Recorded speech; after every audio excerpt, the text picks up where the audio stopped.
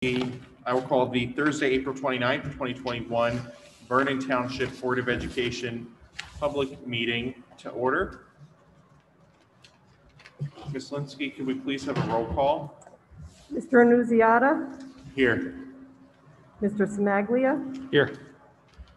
Mrs. Coughlin? Here. Mrs. Luthner? Here. Mrs. Mitchell? Here. Ms. Pellet? Here. Mr. Sweeney? Here. Mr. Zimmerman? Here. Thank you. I'm also here. Oh, I'm sorry, Martin. You're remote. Okay. Martin O'Donnell. Mr. O'Donnell. Thank you. Can we please stand for the Pledge of Allegiance? I pledge allegiance to the flag of the United States of America and to the republic which stands one nation under God, indivisible, with liberty and justice for all. Thank you, Ms. Linsky. Can we please have a reading of the meeting notice? The New Jersey Open Public Meetings Law was enacted to ensure the right of the public to have advance notice of and to attend the meetings of public bodies at which any business affecting their interest is discussed or acted upon. In accordance with provisions of the Act, Vernon Township Board of Education has caused notice of this meeting to be published, and adequate notice has been provided, and notice of this meeting has been properly posted in accordance with the New Jersey Open Public Meeting Law. Thank you. Item D, it's recommended that the board enter closed session for the purposes of discussing personnel matters. Can we have a motion for D? So moved. Motion by Mr. Zimmerman, a second. Second, Coughlin. Second by Ms. Coughlin, all in favor? Aye. Okay, the board is closed. We're going to go down to the old library, and Martin, you'll just have to change over to the other Zoom session. Okay. We'll be down in a few minutes.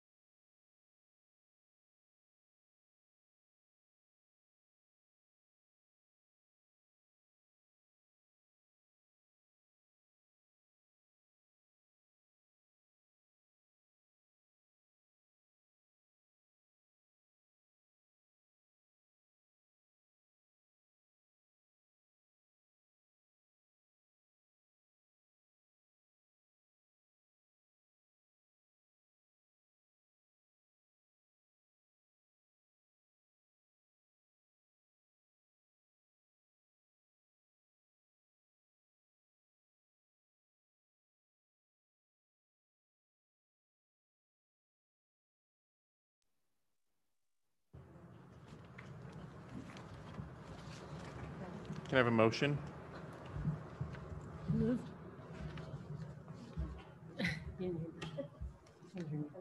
So moved. Mr. Sweeney, second. Second. Second by Ms. Pellet. All in favor? Aye. Okay, the board is in open session. Item F is the presentation of the 2022 public budget hearing by Ms. Teresa Linsky.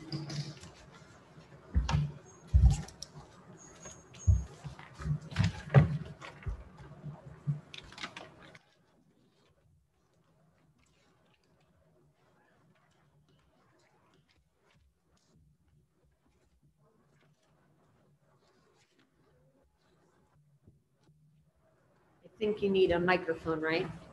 Mr. Shea, is that one okay, the one at the podium? Yes. Okay, thank you.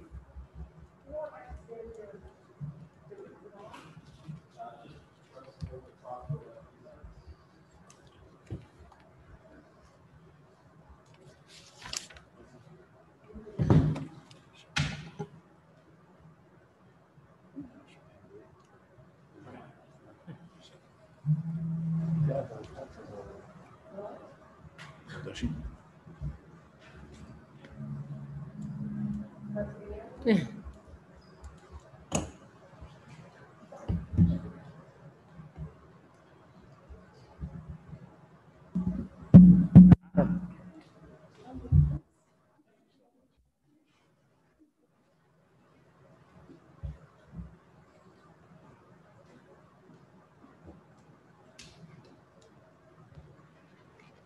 Good evening, everyone. I am here to present the final budget hearing tonight. What we had advertised was an increase of 3.03. That's what was presented preliminarily. Overall, it would have been an increase of 2.85% if you take out the debt service tax levy decrease, and that included bank cap of 441,741.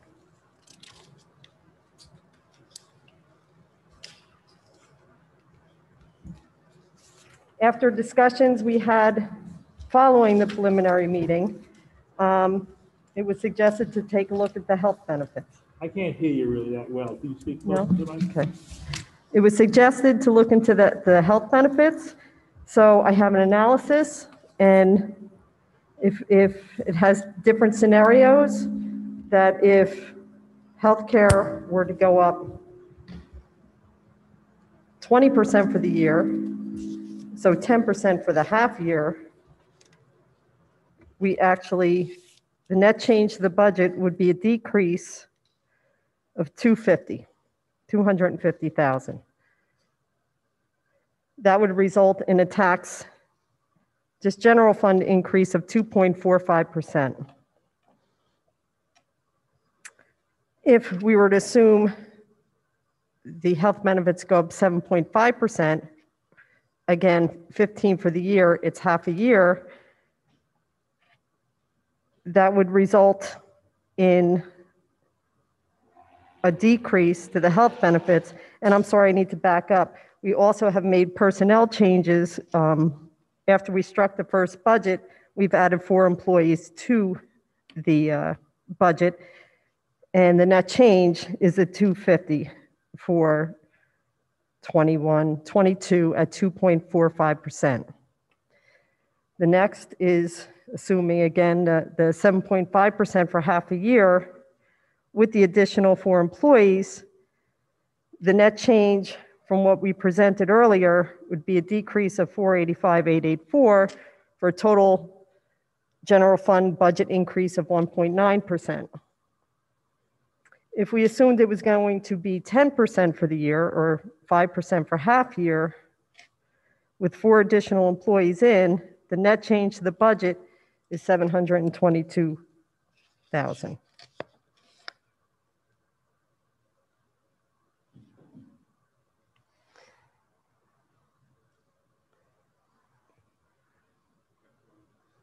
Why? Okay.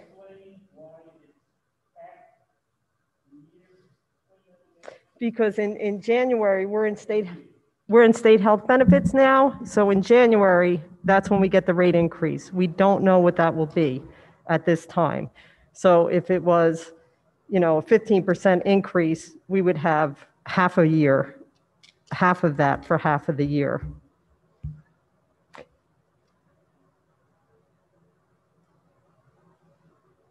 And up on the screen, this has been historically where the state health benefit has been. They were back in 2010, they were at 25%. You could see that they're all over the place. Last year, they were at -3%, almost -4%, I'm sorry. And I just need you to understand the state health benefits is not held to the same standards in the insurance industry, where other private plans need to keep a certain reserve. They don't. There a lot of times they're not funded the same way Blue Cross, private Blue Cross Blue Shield is. So they can do, whatever they want with the rates, but they need to catch up at some point. So I have no idea what next year will be. But after a -4, I would assume they're going to go high.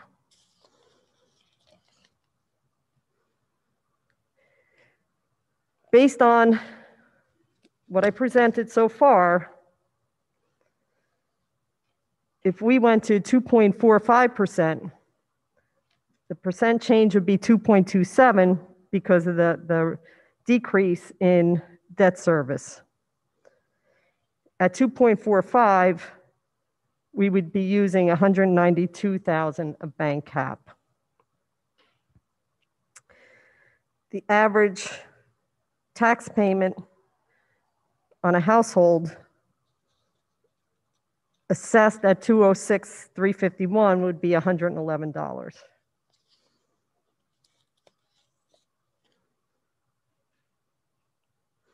At 1.9, the overall percent change would be 1.73, and the average tax payment on an average house assessment would be 101.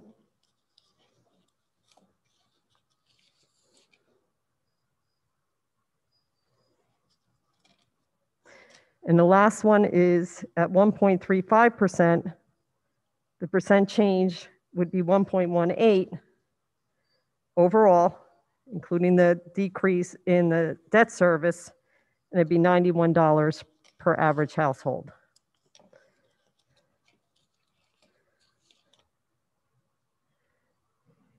These are slides that I think you've been looking at these probably since 2019, 2020, and you saw last time the decrease in state aid of $10 million on a $65 million budget.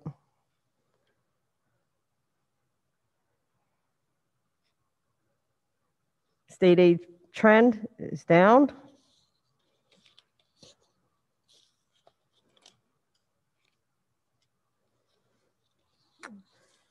This is a projection for a 3-year projection, revenue projection that I believe the auditor, I wasn't here, had presented to the board. He had suggested the 3.03, 2022, 23, 2%, and 23, 24, 2% to make up for the loss in state aid.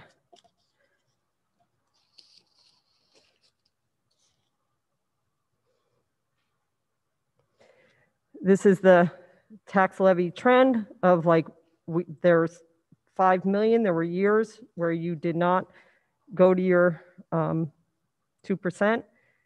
So the difference in that is about $5 million.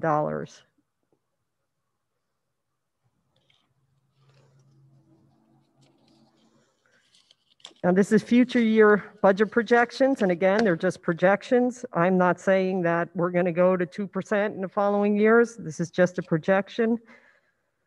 But if you go to the percent on general fund increase, and this is only general fund, this doesn't include the capital portion of the general fund. This year, the increase would be 2.26%. After that, there is no more bank cap. It's gone. The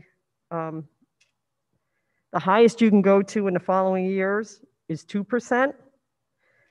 So overall, the increase on the general fund in 2022-23 is 0.7%. In 23-24 is 0.5%. And in 24-25, 0.7%. Now, within that percentage, you have your negotiated contract, and you have salaries in there that need to be funded. You have inflation, you have increase in your operating expenses. So that's your option. Right at the bottom, that's what we're looking at going forward.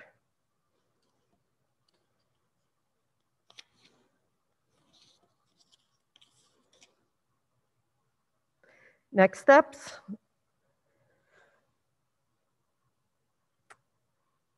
After the public hearing, I will post the user-friendly budget and the taxes certification of amount fixed and determined by the school board to the County Board of Taxation would happen by May 19th. Questions?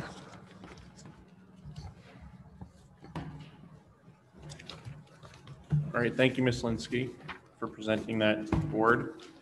So as the board saw that we did have an advertised levy increase in the advertised budget of 3.03%.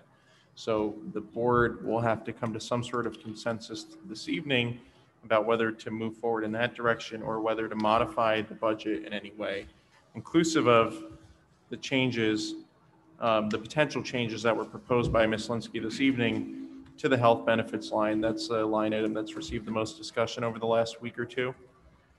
So I'd like to open up the floor to board members to speak to that at this point, so that we can come to a consensus on what we would like to do.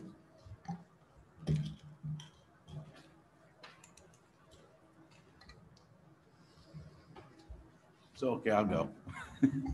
On the healthcare issue, all right. As I understand these revised 1, 2, and 3 here, all right. Revised 1 is a 10% increase, revised 2 is a 7.5% increase, and revised 3 is a 5% increase, correct? Okay. So in reality, on a yearly basis, that's 20, 15, and 10, correct? Correct. Okay, so if you take the historical data that you gave us, which by the way, thank you, and statistically you throw out the high and the low, and then you take the average, it's about 9.15%, okay? That's per year. So to say that we need 20%, I think is really way off the mark. To say that we need 15% is kind of high off the mark. I'd be geared more towards 5% because that gives us a 10% increase in the year. Even if you wanted to inch that up to 6% just to make sure. If you inched it up to 6%, you come darn close to 2, 3, 4, 5, 6, 7, 8 years worth of totals. In other words, that exceeds 8 years, 8 of the last years of increases. So, I mean, just wanted to share that, and those are my comments. So Thank you. while I agree with your line of reasoning, as someone who has lived this health benefit for lost count of how many years, it is so volatile. There is no Adina, could you just rhyme. pull the microphone closer to you? Oh, sorry. Thank you. That's okay. Sorry about that. So there's no rhyme or reason. So we can sit here and logically say, let's take an average, and they can blow us out of the water. I've lived it. I've asked HR, what do you think? Nobody knows anything. It's shooting in the dark. And I would rather see us plan for the highest increase and be wrong than plan for the lowest increase and be wrong.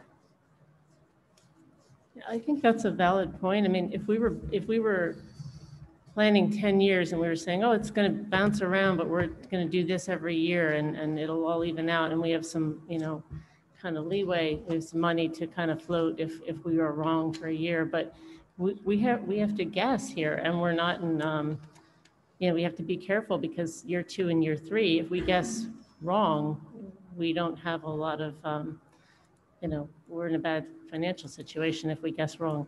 So I think that's a risky move to just, especially given what they did last year. I mean, you don't know, you really don't know, but after going down for the first time, I think ever, and then having COVID, I think it's a very risky move to just assume it's going to be right in the middle. But I don't find there to be a risk when we have an $11 million COVID savings. I don't find that to be a risk at all. I think it is a good compromise to do the 1.18. I think that I'd like to see 0, but I am willing to compromise at the 1.18. If you look at the math and you look at the data that we're given, okay, if you came in at 6%, okay, take the outliers out because they don't count. They're way too high and way too low. It keeps us above 7 of the 9 years percentage increases. I think that mitigates a lot of risk. I mean, if you're going to go with a 20%, yeah, that mitigates probably all the risk. But it's never been 20% except for 1 year in 2010. And who knows what the reasoning behind 25. What's that? It was 25. Right, but who knows what the reason that was? That's an outlier. You can't even count that. But I think, Martin, that's the point, right? Yes. Like, I think we're approaching this with minds of the average or corporate America, where the state can do what they want. They really can. They can raise it 50%, 30%. Well, then why not budget 50%? Because we're trying to do something that's financially prudent here and with the best amount of information that we have. Right, and I totally understand that logic, absolutely. But I think at Understand the logic, but 20%, come to a different conclusion. at 20%, we're not even listening to the data we have in front of us. And I don't think we're following any logical path. We're just saying we want to, we absolutely want to plan for the worst. And I understand that logic, but it costs a lot of money to do that. Yeah, I do support Martin's thought process on that. What happens if we're wrong? What would the scenario look like if we plan for this 5% and we're getting for the half year a 10% increase? So where do we go then? I'm not sure where we go if that happens. I mean, somebody who's been here longer can maybe answer that for me, or? I think that goes back to the administration, right? I mean, the recommendation was higher than the highest number here. So there's obviously I mean, if it comes in higher than what's budgeted, you would hope that you would have enough breakage and fund balance elsewhere in the budget to absorb that. But we already need to have a significant reduction in the years to come, and we're running out of runway on some of the ways that we've been cutting. Like, we can't necessarily count on retire and not replace now that we've kind of done so much retiring and not replacing. Right, I mean, we really are at the end of that program. And I think the other thing to consider is one of the things that has been on hold is our facilities. Yeah. We don't have a huge facilities budget that we can draw from if we're not breaking even on this. We have buildings that need things. Mr. Zimmerman? To me, you said that. Can you just pull your mic closer to you? 25% was an outlier. Well, if there was ever a year to be set up for an outlier, this would be it. I mean, last year, everybody was cutting everything because of COVID. They're going to try to make that money back, and state funds, whether it's taxes or not, they're going to try to adjust it. So I could see them coming back with a 10% or /20%, because healthcare is not getting cheaper. They didn't have a great year, even though everybody was in and out of the hospital. So, they're funding stuff. To me, if our financial situation was better overall, maybe, but to me, we have one time with the cap, it disappears, we never can capture it. If this comes out at 20%, we're going to be cutting stuff, which is the board has kind of indicated we're not looking to cut programs or teachers. And, eventually you get to them. We can cut and manipulate things, but eventually, if we have expenses we don't anticipate, we're going to have to dig into that part of the situation. Because the next 3 years, are not great. They're not rosy. It's not like we're looking, and here's the other thing. What if, some people say the district's going down. I personally believe it's going up. What if we have to add 10 more teachers? or go to 30 kids in a classroom because we can't afford it, because we misjudged the healthcare. I mean, they're all intertwined in the end. There's only so much money around. The law dictates how we use the money. So I think we should keep it at the 3.03, and keep it the way it is, because we don't know. Anybody who can predict the future based on the past after this year, it's irrelevant. I mean, whoever thought we lived through this, you know? Businesses all over are adjusting, scrambling. You know, the people put out of business and people made millionaires over COVID. You know, it's a strange time. So if there was ever a year for an outlier, I think this would be the one coming up. And the fact that we can't do nothing until January seems almost crazy also. But nobody's talking about the taxpayer here. Nobody's saying what the climate of the taxpayer is. You know, we're concerning ourselves with, you know, adding more money into what we need, but we're not talking about what the taxpayer needs. The taxpayers had a very difficult year. We see that.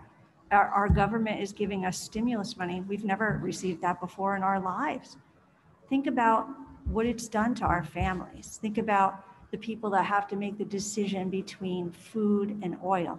And, you know, in my line of business, I see that every day. And I see how much struggle there is and in this community just to pay the bills. There's a moratorium right now on foreclosures, but there's not going to be soon. And then those people, what happens when they can't pay their mortgage? And then all of a sudden, you know, they're not paying their taxes. And what's happening to the rest of the community because of that?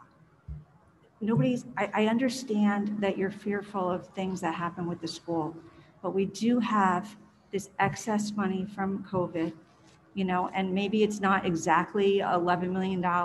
Let's say it's 6. It's still, nobody's talking about the climate of what the taxpayer's feeling right now. And I see that every day.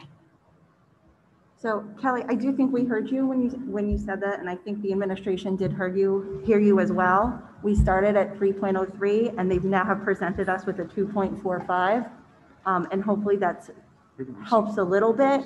But I think when we talk about programs, there are schools in this county that are looking to cut their graphics program or to cut that program. I don't want to be that school.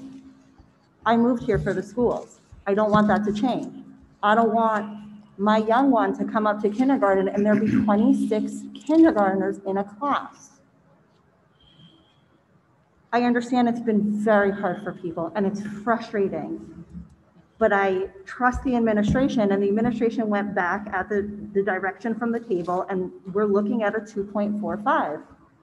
That's the one I'm looking at. So I think another way that, you know, I hear you about taxpayers suffering, but our families and our students have suffered mightily this year. I mean, in terms of, you know, lost class time, lost activities, the savings that we've realized have come directly from suffering of our students and the families that send students to this district.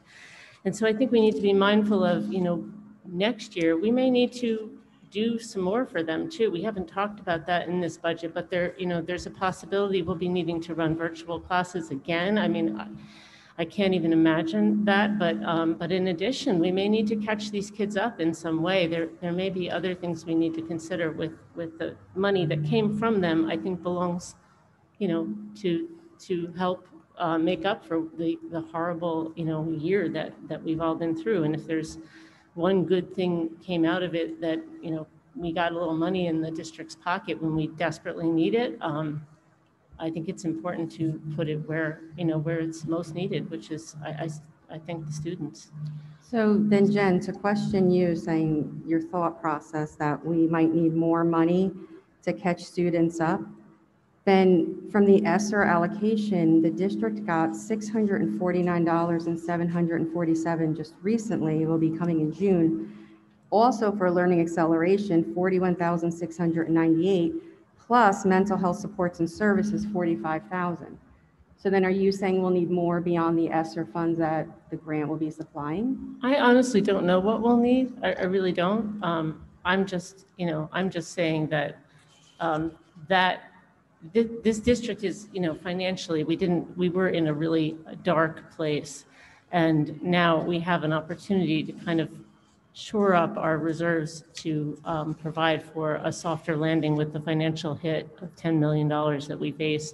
And I don't think we should be, super quick to not take that into consideration, that we could be setting up, our kids for these larger class sizes, programs lost, really hitting, we're cutting, we've removed all of the, I don't even want to call them easy because they weren't easy cuts to begin with. But we did the state healthcare plan, we did the we're getting down to the point where there's not a lot left to work with here. So I just think that we can't afford to be wrong on this healthcare issue, and we could be, and we could be fine, but I just don't know that it's worth the risk. I worry about what that will do to our district. And by the way, a declining district doesn't help the taxpayers. It's not going to help you with your tax value. It's not going to help you, with your community. It's not going to help with morale with the teachers. It's going to spiral. So that concerns me. Yeah. So I have a question, and Karen, you or Chuck might be able to answer this for me. I came into the negotiating committee a little bit on the late side because I started in January, of course. But one of the things I did remember there is that we changed some healthcare plan. And in that change, we saved some money. Okay. What did we save? Okay. And why is this number such a high number if we indeed changed and saved money? Where's that number? Where does that play into this? We're going off of a budgeted number from last year, and we're predicating our increase on that. So how much money did we save? And I think you guys might have that number, I don't know, but how much money did we save by going to that other healthcare plan? And why are we not taking that into consideration? Are the numbers is the number we're working off for 2020, 2021 the budgeted amount or the expense, what we're going to end It's with? budgeted off the 2021 amount. So it's not really a real number. It's what was budgeted last year before the health insurance changed. So what is that real number? And what is the increase off of that number? So, I mean, does anybody have that answer? I don't. That's a very good point, Martin. Yes, it is. So again, we're making a decision on non-real data. So, I mean, unfortunately, we have to hash this thing out tonight, I'm pretty sure. But the reality of it is if we did save money, then this budgeted number should be lower. Therefore, if we do go with a bigger increase, the end number still won't be as high as it is right now. So I don't know what everybody wants to do with that, but we don't have the right number. And Is that that true? number The is- rest that of the number- numbers in that contract as well, like the salaries? And I mean, are we working off of real numbers for the rest And of that them? number has a 2-year freeze on it too. Your personnel. No, there's, That's right. what's a 2-year freeze? I'm sorry. It's a 2-year contract with that number. No, but they increase it. Like the healthcare, you're saying it stays the same for 2 years? I'm sorry, That I'm was just trying to dental. understand. That was my understanding. No, that's what we're talking about. It increases in January. You have to stay in the plan for 2 years. That's probably what you're thinking. Right, but that's not the real number that we have. You have to stay in state health benefits for up to 2 years, but the rates will change during those 2 years. But we don't have that right now. Right? You don't have the state for health. January. That's what Martin's saying. That's what Right, Martin we said. don't, What was we it? don't Out yet. have, we don't have the new number of what healthcare Right. costs us today. We have the number that we budgeted for last year that was based on what it cost us the year before. Before So the we health supposedly, right, state. so we supposedly saved money. Where's that number? Because that's the number we should be focusing on, not the budgeted number, because we don't know where that lies. So if we truly did save money, the real number lies below that number.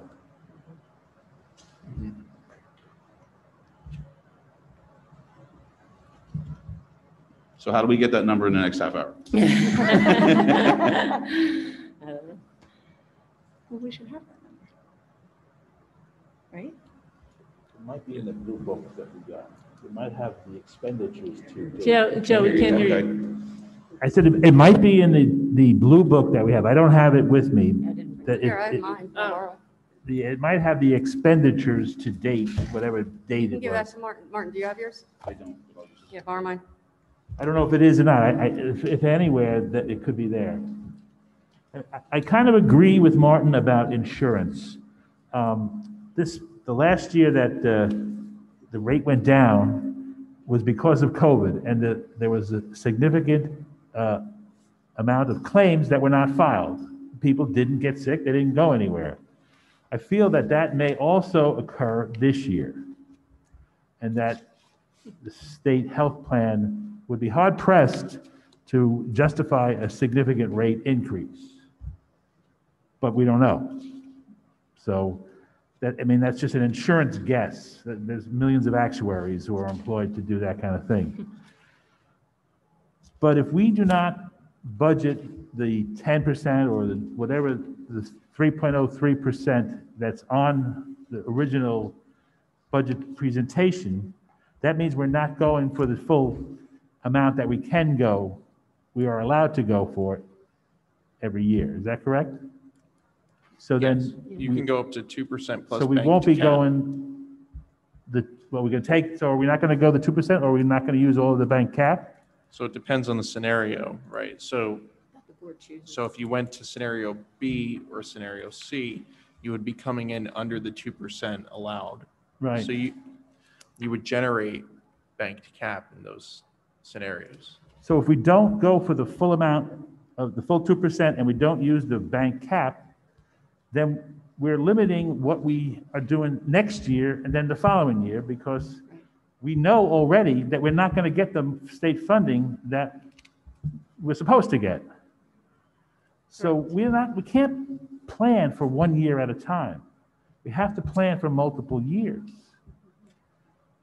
In the past, boards of education did not have that information about how little or how less funds they were going to be receiving from the states. And they planned year at a time. We can't do that because we know already how bad it's going to be. But we have the cost savings. I didn't hear you. We have the cost savings. I just. We've saved money because of COVID, no question about it. And that puts us in a wonderful position for next year. And So if we then did why not would- have COVID, we wouldn't be in this luxury. Well, that's what I'm saying. Do we really, should we really take advantage of that 3-year? What? Oh. Should we be in this climate, financial climate, to the taxpayers? Should we really be looking at that 3-year thought process where I agreed with it before COVID? I just don't think we have the luxury to do this to the taxpayers. I feel that right now, we should really just kind of stay in a holding pattern. We have all the savings. We don't really need to go to that 3%. Why would we do that to these taxpayers at this time when they've been hit so hard? And just keep in mind that $206,000 house, the average, most people are not going to be in that average. That average factors in condos and hotel units and all types of different things that we have in this town. So it's not really it's like kind of an unrealistic snapshot, that 206,000. 206,000, the average house. So I just think that, yes, that mindset of that 3-year plan is a great plan, but not in this year, not with what happened to everybody in this year financially.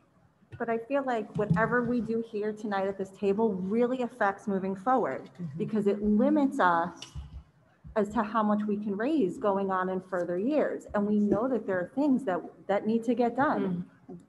Most of us, I would say, sitting at this table, do not want higher classroom size, do not want our buildings to fall apart. We have schools in this state that still can't open because of COVID and their buildings are falling apart. I never want to put our children in that situation, ever. And I'm going to say it again. The administration started at 3.03. They came down to 2.45. And I think we need to respect that. And we need to trust them that they know what they're doing. I'd like to give other board members also the opportunity to weigh in that haven't had a chance to do so yet, if they'd like to. Martin, did you find that number? It's not in there. The column is not available on there for actual. It's all either proposed or previous year or what have you, so it's not there. Did we start the state plan, though?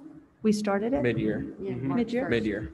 So then we would have those numbers because we started, right? I mean, they're available, we don't have them here. Yeah, I Well, I can't we get- believe, can we I get on a believe the computer? first set of numbers that we got had actuals on them, Okay. but these don't.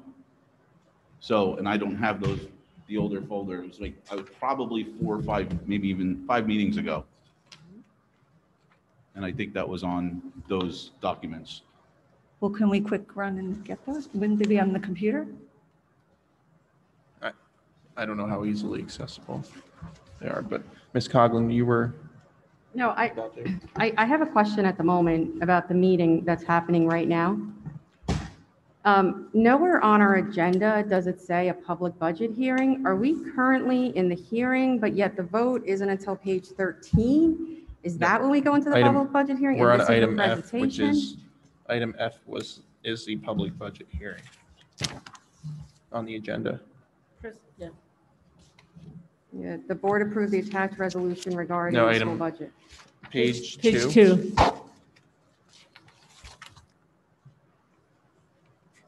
Because of those double-sided pages, Teresa. Right, page 2, revised. Yeah, isn't right. We're here. Right.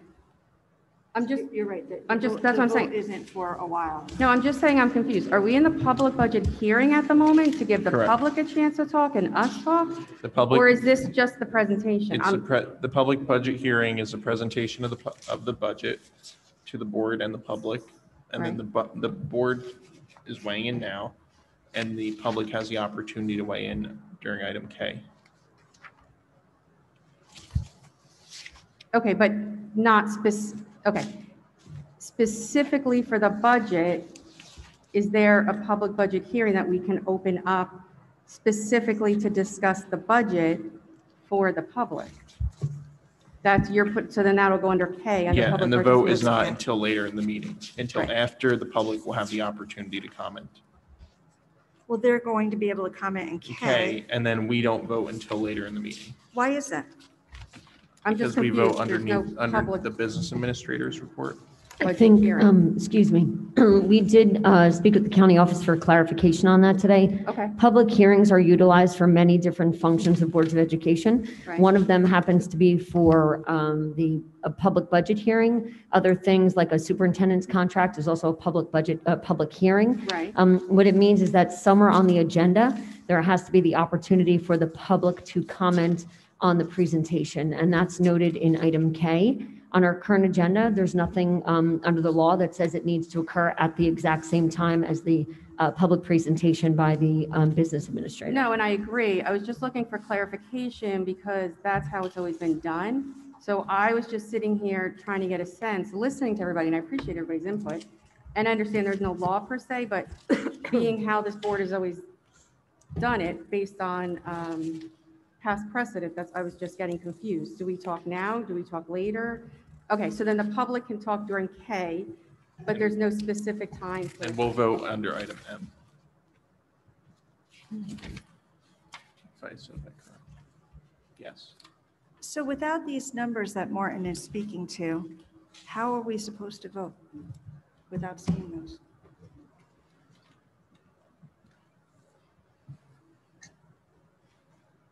Well, the board would vote based upon what they're comfortable budgeting for next year.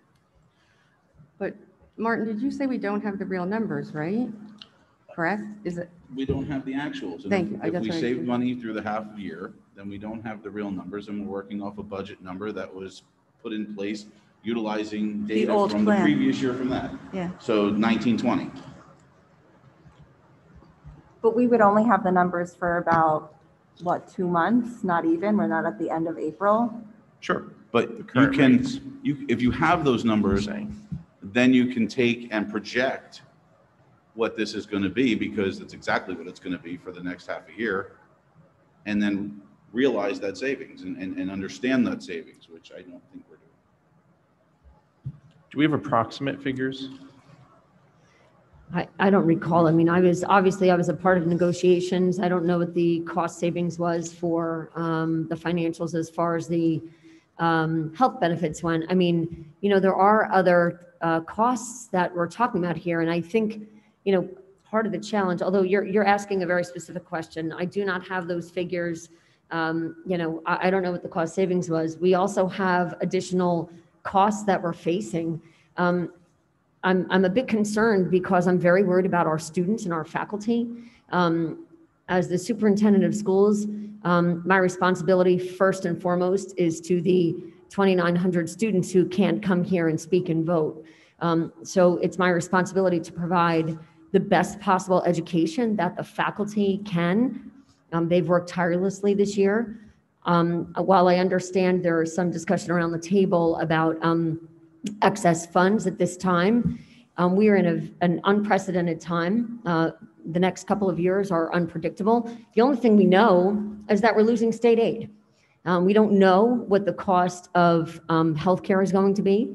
We don't know what the needs will be in our classrooms. We don't know what a virtual platform or a non-virtual platform looks like. We don't know what the requirements are going to be coming from the state. And all those things are unknowns. For the first time at last week's meeting, April 22nd, we looked at a projection of several years. If I recall, a year ago, we started talking about a financial roadmap. And we worked to talk about the financial roadmap, and we had an interim BA who did what she could to put things together. But it wasn't until last week that we could actually start to look at planning for the next 3 years. And that really was based on surplus and fund balance. And as difficult as that is, it's really important for us to look at a long-term, a several-year planning because of the financial challenges we're facing as a district. I think to look at a volatile situation as this one, as a one-year snapshot, is a mistake. And I'm very concerned about what that does for our children. I'm equally concerned about class size, something that we've talked about publicly maybe 2 meetings ago. I'm already worried for our faculty having to teach 27 children in an elementary classroom. Those class sizes are already unhealthy, in my opinion. They are not the best product we can put forth for our community and for our taxpayers, for our parents who rely very heavily on the education that Vernon once provided. So although I don't have the specific details, you're talking about, Martin, you said 5 meetings ago, we've been talking about this a lot. There's somewhere in one of the papers, and if we didn't go through it at the time, I don't know why. Oh. I guess I said SIRI, and my watch decided to pick up something. So, again, we've gone through the iterations of the budget. I don't know how many meetings, right? At this point, I keep looking at papers and not knowing which one we're at. Tonight is a very difficult time. We have to come to some kind of consensus on what we collectively feel is fair to both. I hear you, the need of the taxpayer, as well as the needs of our students. But I think I'd be foolish if I said that I knew what September was going to bring for anyone. We have no idea. We have no guidance from the governor, from the Department of Ed at this point in time, and it's the end of April. I mean, next week is May. It would be nice if we had that information, and we don't. But the money we saved during COVID is a luxury, I think the word that Mr. Sweeney used. But we will not, I'm hoping, right? We're not going to have that luxury. Eventually, we are fully operational right now, right? With the exception of things like field trips and those kind of things where we would still see some cost savings. But in the fall, the direction so far to the administration is run our schools exactly the way we've always run them, with appropriate precautions to keep everybody safe. It's our obligation to give children the experiences that they deserve educationally, as long as we can do so safely. But those safety precautions also cost additional funds. So there are a lot that goes into this. I know that there's a lot of conversation that needs to happen around the table, and there are several scenarios to choose from. So I'm hoping that through some feedback from the board, that you all can come to some decision. We feel, I don't want to speak for Dr. McKay and Ms. Linsky, but I think we feel pretty strongly about our students and our faculty and the needs of our children. Yeah. So I'd like to weigh in on the 3 scenarios that were presented to us this evening. I've given this a lot of thought over the last few days, a lot of thought throughout today. And I've long advocated for multi-year planning with our budget. I've always said that I believe that we have to both increase our revenues and decrease our expenses in order to get through the state funding cuts. With all of that being said, I do think that we can absorb future price increases to our healthcare plan with the third scenario that was presented, with the 1.35% increase to the levy. That shows a $722,000 decrease off of the previously advertised budget. I think that compromise is important, particularly when you are budgeting. And I think that this allows us to modestly increase our revenues to plan for unexpected expenses, unexpected increases to our health benefits plans, but it doesn't have us going to the full amount that we would have otherwise been allowed to go to in the tax levy increase. And I do think that we would still be able to absorb a high percentage increase in our health benefits come January, if that were to happen. I still believe that this would allow us to achieve targets for multi-year revenue, and that's the option that I think is the most financially prudent. The 1.35, the third scenario. I do think that's a fair compromise. I'm worried about our facilities. We have tabled facilities projects in this district for at least the 3 years I've been here, perhaps 5 years. We have not invested in the infrastructure of our buildings, not only with COVID, but with other, health and safety operations of our district for our faculty and staff is of great concern. As I've done building walkthroughs with the Buildings and Grounds Committee, we have window seals that are broken in some of our buildings. We have unit vents that are aging. We have other items that we perhaps don't know about. I just want to finish my thought. I'm sorry, Mr. Nunziata. The only other thing I was going to say is that I've heard so much around this table about morale and around valuing our faculty and what they need in order to come to work and feel safe and healthy and cared for. And I think further deferring the needs of our facilities is of concern. And I do think that preventative maintenance we talked about some wonderful return on investment opportunities for us in taking care of some facilities projects in the next several years. That can only be done by budgeting in a certain fashion. And I think that would be a wise decision for us to consider. I'm worried about our schools. But I have a question. We had budgeted in the capital reserve $3 million. No, not in this budget. It's next year. Next year's, okay, so next year's budget. The board will have to decide that. It's not, I know, that's not being for this decided one. tonight. I get that. Yeah. But what I'm saying is, if that's for next year's, okay, one thing that I was thinking of at the last meeting, but now it's coming back to me, because if we're looking at this, we're looking at a compromise, going down, whatever happened to the referendum? Because then if we moved into projects, 40% would be covered by the state. So we had a referendum, it got started, and then where did it go? That's a big part of the budget and our grounds and facilities. We had a referendum committee that was set up about a year ago. Mr. O'Donnell was on it. Miss Lutner served on it prior to Started joining off the board. pretty strong, and then And then COVID. it Some of started off the- strong and then tanked. We did some tours of the schools. Yeah. We looked at some of the things that were potential issues. And then it kind of just withered away, to be honest with you. Okay, because that would be a big component of taking care of our grounds and our facilities. And Sure. I mean, between that and the energy audit, I think that would be a good, Yeah. good thing. And just to let you know, I'm reaching out to Elizabethtown Gas and just seeing if it's possible to get a line to the high school. Wait, what's up? I'm sorry, I couldn't understand. I reached out to Elizabethtown Gas. I'm trying to see if it's possible. We had discussed it at the liaison meeting. If they could put a line to the high school. They said it hasn't been asked in the last 20 years. So that would be another significant savings. Mhm.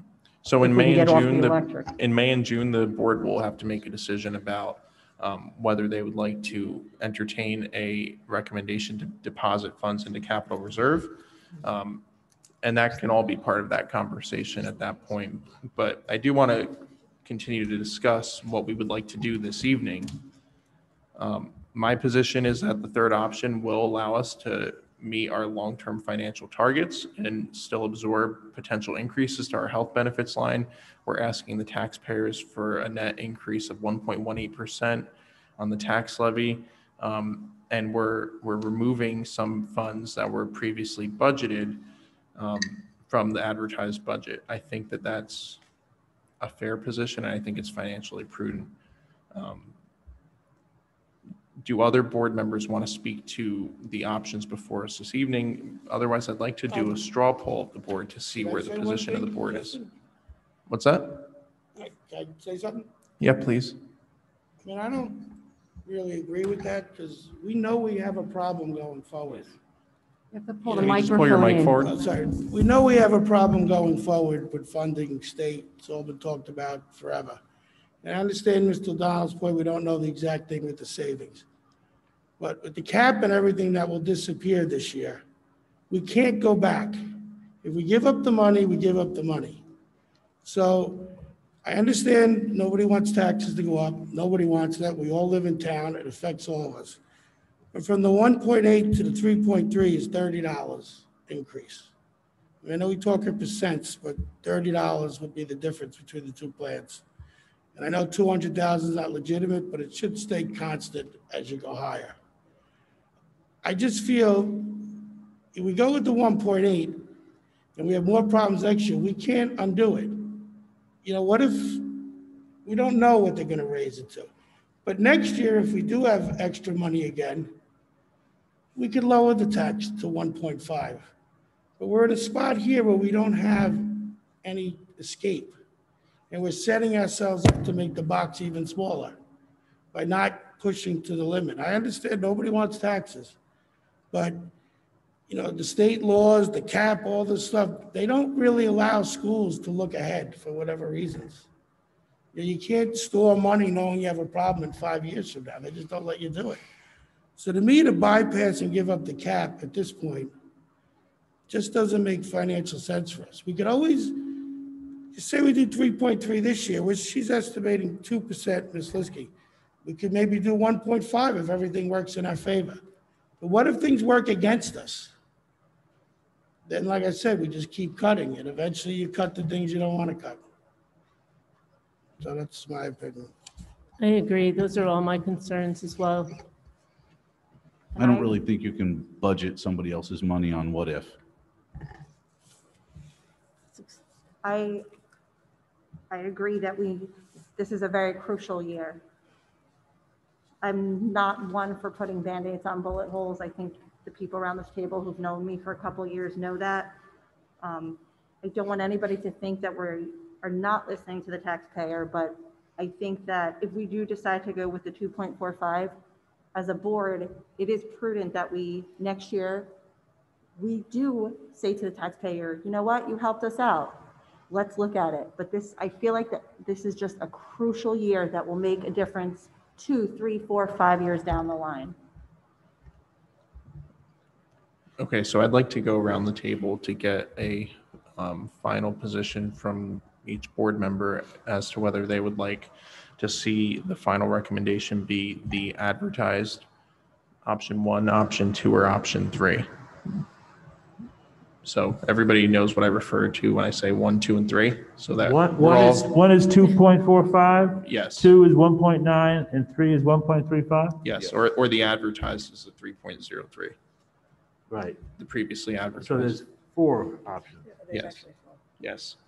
All right. So can we begin over here on the left with Adina? I feel that I would like to go with the 2.45. Ms. Pellet? 2.45. Mr. Zimmerman? 3.03. Mr. Simaglia? I'm going to say option 2, 1.9. Can you bring your mic closer? Option 2, not 1.9. Okay. Mr. O'Donnell? I would vote for option 2 or 3. Just because we have a cap doesn't mean we have to use it. Wait, now when you say 2 or 3, Yeah, there's actually 4. Well, the Well, first one is called advertised. advertised. Yeah, the Right. advertised. So it's 1.9 or 1.35. Thank you. Either one. Could you commit to one? Sure, 1.9. I'd rather see that. I'll go with 2.45. Ms. Coughlin?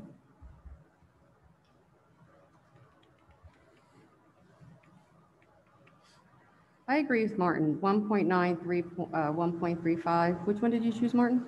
Excuse me? Which one did you choose? 1.9. I'll go with Martin on 1.9. Ms. Mitchell? 1.35. 1.35. So at this point, 1.35 is the percent that I think is the best to move forward with, but that does not leave us with a majority. That's 2.45 and 1.9, having the most I will change support. mine to 1.35 to move over. That doesn't help us. We still have a tie. Well, better than nothing. Well, then why don't we just take those two that are a tie and go back around? We can do that. Wait, what are we going to do? Are you narrowing the choices to Yes, now 2.45 I'm and taking two 1.90 choices. and having people vote? Yes. Yes. So you either vote for 2.45 or 1.9. 1.35. 1.90 or 1.35. Well, the three of us did 1.35. Okay.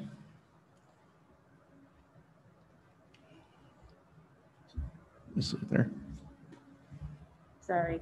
So the options again were the 2.45 or the 1.35. 2.45. Okay. Ms. Pellet? 2.45. Mr. Zimmerman? 2.45. Mr. Smigli? I'm sorry, was option one? 2.45 or 1.35, option 1 or 2. I don't want to go with the 2.45, but I think 1.35 is too low, but I will go with 2.45. 2.45. 1.35. 2.45. Ms. Coughlin? 1.35. Ms. Mitchell? 1.35. 1.35 is my position still. Okay, so there are 5 board members who were in favor of going with the 2.45 on the levy increase, which would be to decrease the healthcare line item by $249,000 net of the personnel change. So now the four people, so it's what, 5 to 4? Yes. So 5 to 4, so then when we vote, we could possibly have 4 no votes. If the board moves forward, I'm going to support the majority position of the board. So wouldn't that mean you voting last? No, based off of this conversation, I'm gonna support the majority position of the board. So I will still vote for the budget. That's what I'm saying.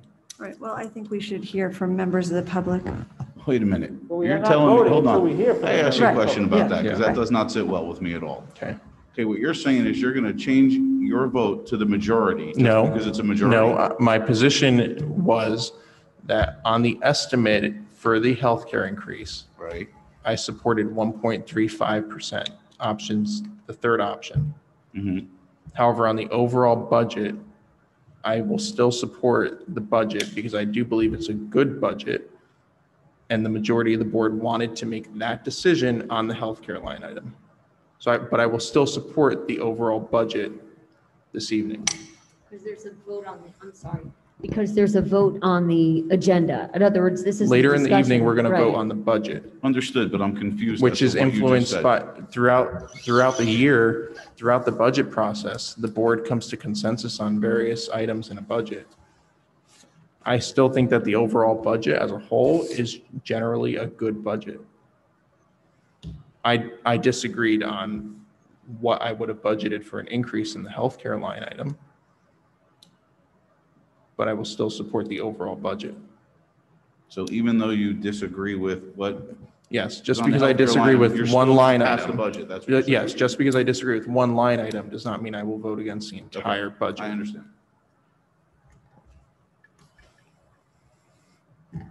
So 2.45 had the most support. Option one. Mr. Nunziata, at what point does the agenda get amended You would- regarding the so attachments? you would just pull the other two recommendations Okay, at what point? when we get to those recommendations.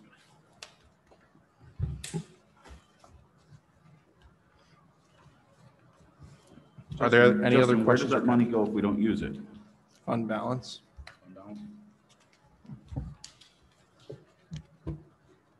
Any other questions or comments from the board? Okay, so there will be a vote later in the agenda. We do have public participation, which is item K, but I would like to amend the agenda to move item K up to this point in the agenda because I imagine many of the comments will have to do with the budget. So I would like to give the public the opportunity to comment on the budget at this time, as well as any other items on the agenda. So I'll open it to the public for items on the agenda and any student comments. Please state your name, part of town, and you'll have 5 minutes. We'll begin with those who are attending in person. I'm going to set a timer just so you'll hear that. Glenwood. I'm not surprised at what just took place. You just spent an hour talking about 1/10 to 100% of the budget. Something that I picked up 2 weeks ago to notify you there was $900,000 in the budget for increased healthcare costs. And as others have pointed out, you don't even have the basis to make the judgment. And the BA, I'm very, very feeling sorry for you. You're totally unprepared for this job.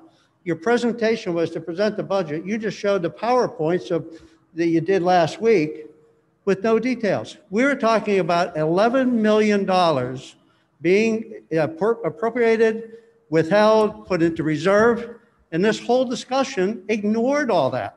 You just went down to a one-line item, which was the healthcare cost benefits from the state plan. And furthermore, the rationale is supposed to be money, the budget, the operating, not emotional issues that some board members are basing their entire thought process on. There are certain obligations to the board member, and you'll see if you haven't gone through all the online programs, that your responsibility is primarily the budget, hiring the senior level people, giving them their yearly reviews, staying within the law, and doing the things that a board member is supposed to do, not acting on the emotional things that have been discussed here. That's number one. Number two, it's my understanding that you did get a 2-year rate increase, freeze on the state plan. If you did, the BA should know that. That should be a yes or no. You don't know that answer. And this whole thing was predicated on it's going to possibly go up. Was there a 2-year rate guarantee? No, No, you're sure of that? absolutely 100%. Okay, so that'll come out. We'll see if that's factual. And since the discussion the last time, I'm wondering if what triggered this whole thing for me was looking at online and seeing the secretary's budgetary numbers that are handed out every month in the meetings. That's where the financials are shown. And what it showed was he had 8.8 million in the bank, and you had 1.1 million due by the end of the year, leaving a surplus of 7.7 million. So one question I have, is that surplus still factual, or have you decided that you're going to pay something that wasn't going to come out of the 1.1 million? Are you talking about last week's presentation on the projected that we don't have the numbers on yet at this point? No, And I'm talking about every month you have. I the don't amount- know, should I be addressing? I don't. No, you I can don't- answer, you can respond to questions during the Okay. board member forum. Go ahead. Okay, so the question is, are we still projecting the same surplus at the end of the year as we were at the last meeting? I'm not sure if you are. I think some of those numbers have changed. And I think that's critical if you move forward with the budget. You have to know how much surplus there is, because in Justin's statements and agreed to by Mr. Sweeney in the meeting of March 18th, conceptually, You want to know if everybody was okay with what you were doing. And the discussion that Justin and I had after last week's meeting was that we tried to come to an agreement on the surplus, what's really needed and what's discretionary. And we came to somewhat of a conclusion. There's about $3 million that's discretionary floating around that could go right back to the taxpayers now and forward, and you can then plan for the next 3 years. Those things I think we agreed on. The other question I had, I made an assumption, I've heard everybody else make the assumption, that the savings of 2.9 mil and the additional 7.7 were due to COVID. I don't know if that's true. Can somebody tell me where this savings came from? It was either through COVID or it was over budgeting for monies we didn't need. I don't know where it came from. If it came from over budgeting, then we're repeating the same mistakes we did by having this budget surplus, and we're over budgeting again. So those are serious questions. You should know those. There's no guess on those things. Which items did you have surplus in and why? Pretty easy.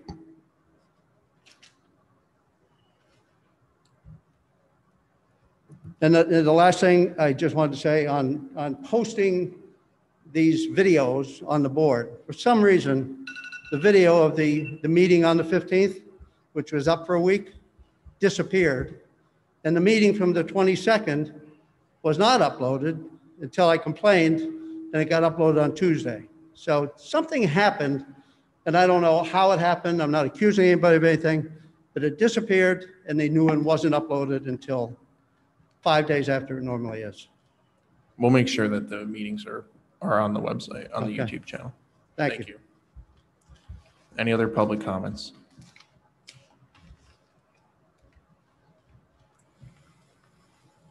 Hello, Brad Sparta from the Sussex side of town. Unfortunately, the creation of a school budget is fundamentally flawed. And it's flawed because you start with revenues. There's not a business around that starts with their revenues when they budget. They start with their expenditures, or in your case, the appropriations. Speak a little bit closer to the mic, please. Normally, I'm told I don't need a mic, Joe. Maybe it's me, I'm getting old. I am getting old, thank you. And because of that, you have your revenue set and you fit your expenditures to it. To dive into a school budget and look at all the expenditures is very time consuming. It's something that back years ago on the board, we would spend numerous nights looking at. Ms. Coughlin brought up last week that there wasn't a lot of those meetings this year, and it was evident. Unfortunately, I have nothing better to do, and I've been watching the meetings, but I can only stomach them at a half hour at a time. The $3 million that go into capital reserves is absolutely ludicrous. We have never had $3 million in capital reserves in this district. To hear that buildings have been put on hold in the last 3 years, Ms. Davino, I'm sorry, that is incorrect. Matter of fact, just last year, there was an AC unit with a crane that was put on to the top of the high school. That is just one project off the top of my head. So to say it's been put on hold for 3 years is wrong. Mr. Annunziata went to a school board's convention and came back with the idea of setting up the referendum committee. I thank Ms. Coughlin for bringing it up. That through the referendum, that is funded 40% from the state. So if you want to put $3 million into capital reserves to do these capital projects, you are taking an additional 40% from the taxpayer to do these projects that could be funded by the state. The reason why the referendum probably doesn't want to go through is the likelihood of it passing is probably slim. There's a reason for that. People cannot afford what's going on, and I appreciate Ms. Mitchell saying that. It'd be at least advantageous to go ahead, even though it costs some money to put it on a ballot and go out for a bond issuance, to go ahead and do that, to save on $3 million, you'd be saving $1.2 million. I hear people talking about wanting to put money back in the classroom. That's $1.2 million that you could put back in the classroom. Lastly, when I watched last week's meeting, a board member brought up, and it was about an hour into the meeting, you want to go back and watch it, you're more than welcome to, but once was enough for me. The board member asked if there was some puffing that was going on in the budget and never really got a direct answer, although the person was attacked, for a lack of a better term, from a couple board members sitting at the table. Oddly enough, about 15 minutes after that, Mr. Nunziata stated that we need to go to 3.03%. Otherwise, we set ourselves up for failure in future years. So now are we setting ourselves up for failure in future years by not going to 3.03%? I don't understand. You can't have one and not the other. So is it 1.35% and we're going to fail in 2 or 3 years? Or is it 3.03% because we need to go to 3.03%? Not that we have to, it's that we need to. There's a big difference in that. I'm not going to stick around for the rest of the meeting. I don't want to be rude, but I'm going to leave. It's a shame to see how this budget process happened. I was told when I got on the board in 2009 from a long-term member, when the cap was at 4%, you need to go to 4% every year, otherwise you screw up each year down the road. That is such, you want to talk about failing, that is failing. When you use what you're allowed to use just because you're allowed to use it, you are failing this community. I don't mean to be rude, I'm going home. Thank you.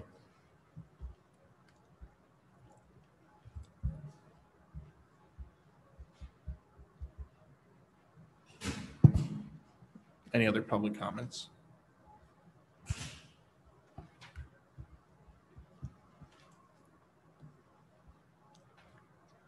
Steve Dunlop, Williamsville Estates. There's really not much more to say. I've been talking to both of the gentlemen that spoke tonight for some time. I spent the whole day looking at the numbers and got so confused because it was like, well, is there a plan or is there not a plan? Is it going to be plan A or plan B or is plan C? And now it's plan D. I managed 186 people in 13 countries and had about a $70 million budget, very similar to this. As Brad said, we did it completely opposite of what I've seen going on here, especially this year. I know there's a lot of new board members, and I really am curious as to their wherewithal or their ability to really do a proper analysis. And tonight we sat here for an hour, as Mr. Higgins said, for 1 hour, talking about a 1% change. In industry, if you lose a substantial part of your customers, you get rid of a substantial part of your expenses, which includes staff. It was said at the last meeting that the teachers have suffered, and after the meeting, I spoke with the assistant superintendent, and he agreed with me that those that have stayed have not really suffered. They've gotten a salary increase every year. By contract, they can only be in the classroom for 225 minutes of a 7-hour day. I'm sorry, 225 minutes of a 7-hour day. That's 3 hours and 45 minutes. Once again, you're talking about 17%. And now we're talking about just one line item. We spent 1 hour talking about one line item. And I have been told by 2 former superintendents that when you join the state plan, there's a 2-year with no increase. We'll find out if Mr. Higgins is right. I went home from the last meeting. I started talking to my wife. She got upset with me. She said, I don't know why you bother. They're going to do what they're going to do. So you should just get up and say, this is what I would like to say, but it's really not going to make much difference. So I'm not even going to bother to say it. I've heard a couple of board members tonight say some very useful things, but I've heard several board members tonight just talk about emotional things and about our children. If you lose students, your cost should go down. We've known for several years this was going on. This is not something that we just found out last year. As certain people have said, we knew this was coming. we've got to find a way to reduce costs. And that includes compensation because that's 83% of your budget. And until this board is willing to find some way to renegotiate something with the teachers union, none of this is going to matter for much. I appreciate your time. I appreciate the effort you put in. I've come to many, many budget meetings, and this has been a unique one, I will say. But I do want to commend a couple of board members that are here tonight. One's been here for quite some time. We've not always seen eye to eye on things, but I think she's been very thoughtful tonight, and I appreciate that.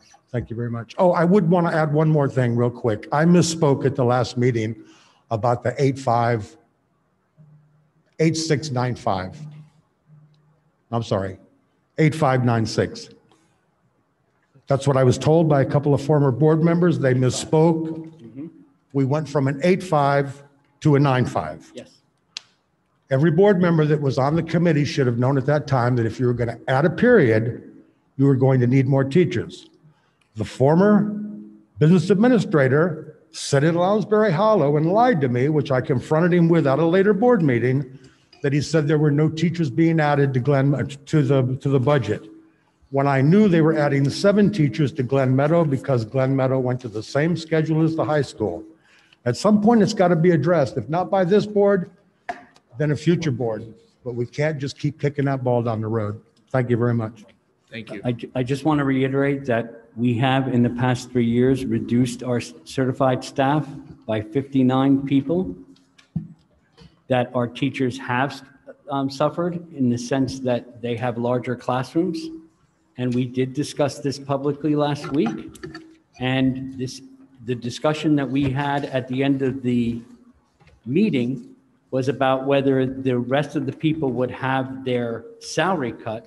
And we all know that during negotiations, that does not happen. Nobody has had a salary cut, It's really Chuck. important. Yeah. It's really important to talk about this. Our teachers have larger classes because there's 60 less or 59 less certified people in this district. You were talking about a $70 million budget with 180 folks. We have a $66 million budget. We have over 500 people. That's exactly right. Our teachers have worked very hard. And I said it last week, and I'll say it again. When we start to talk about the money that was saved, it was saved because of our staff. You said it, Mr. Dunlap, 83% of our budget is personnel and health benefits. Thanks, Chuck. Yep. Any other public comments? May I make a comment about the health benefits?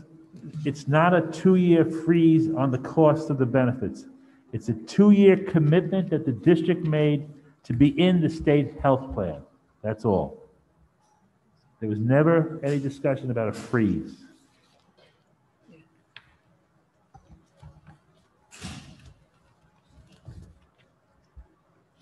Any other public comments from members of the public who are attending in person before we go to the Zoom? Vicki Smith. I am a Vernon High School English teacher. I am VTEA president, and I live in the Lake Walkill section of Vernon. I believe during negotiations, the projected savings for the health benefits was $600,000. Thank you.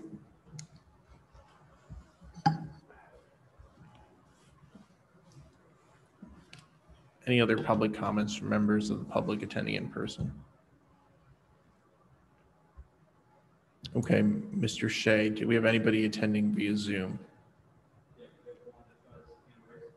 Okay, can the television screen is not working. It went to sleep.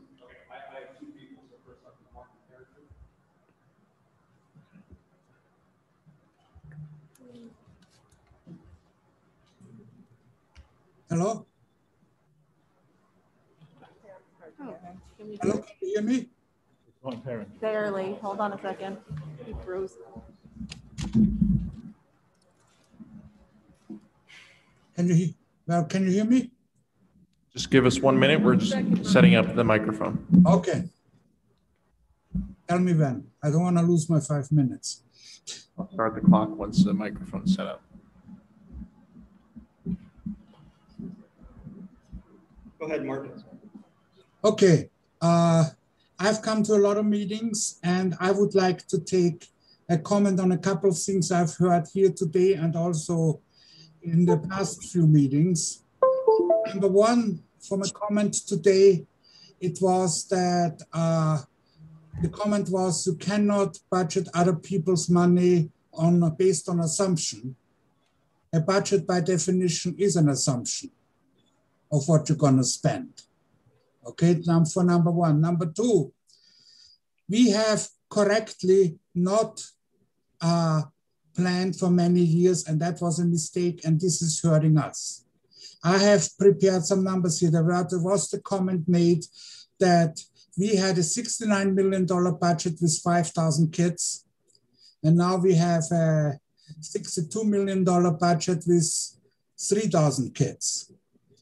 The thing is, when we had the $69 million budget with 5,000 kids, between then and now, cost of living have increased by an average of 3.85% a year.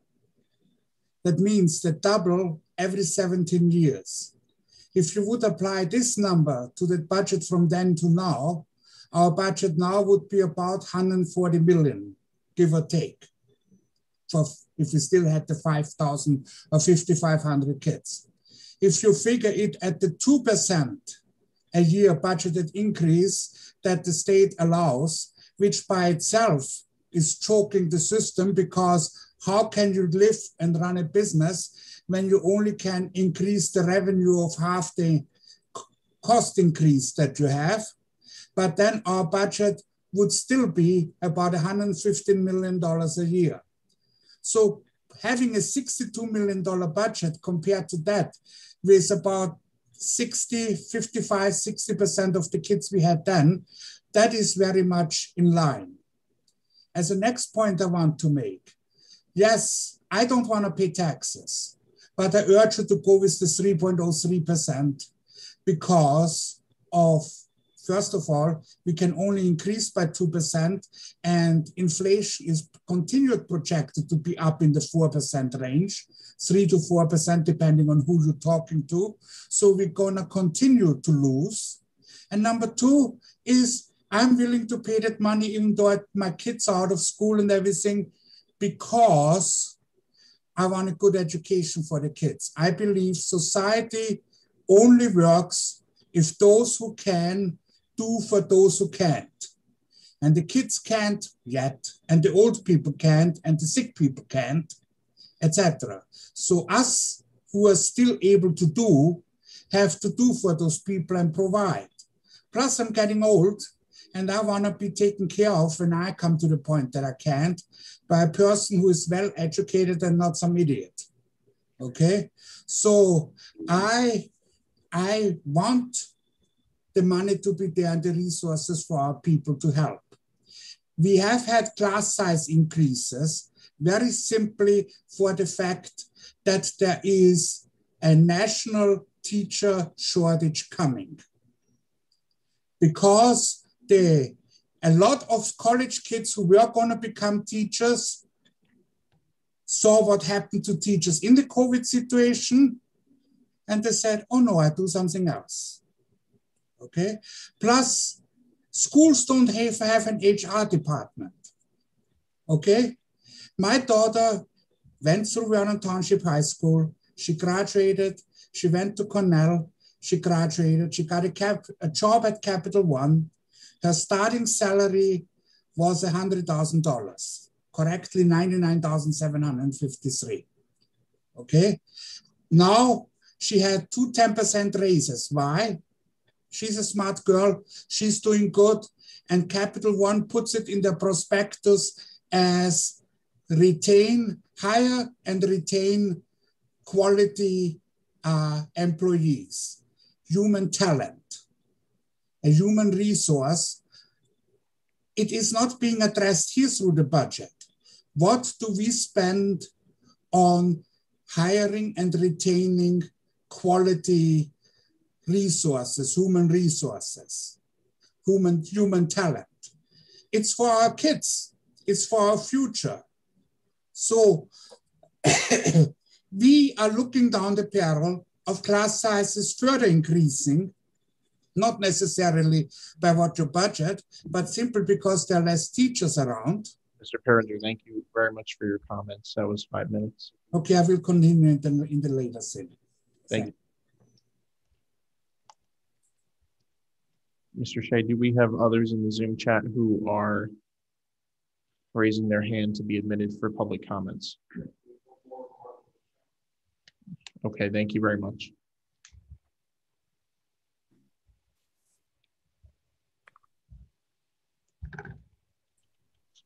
Okay, I was told to unmute again.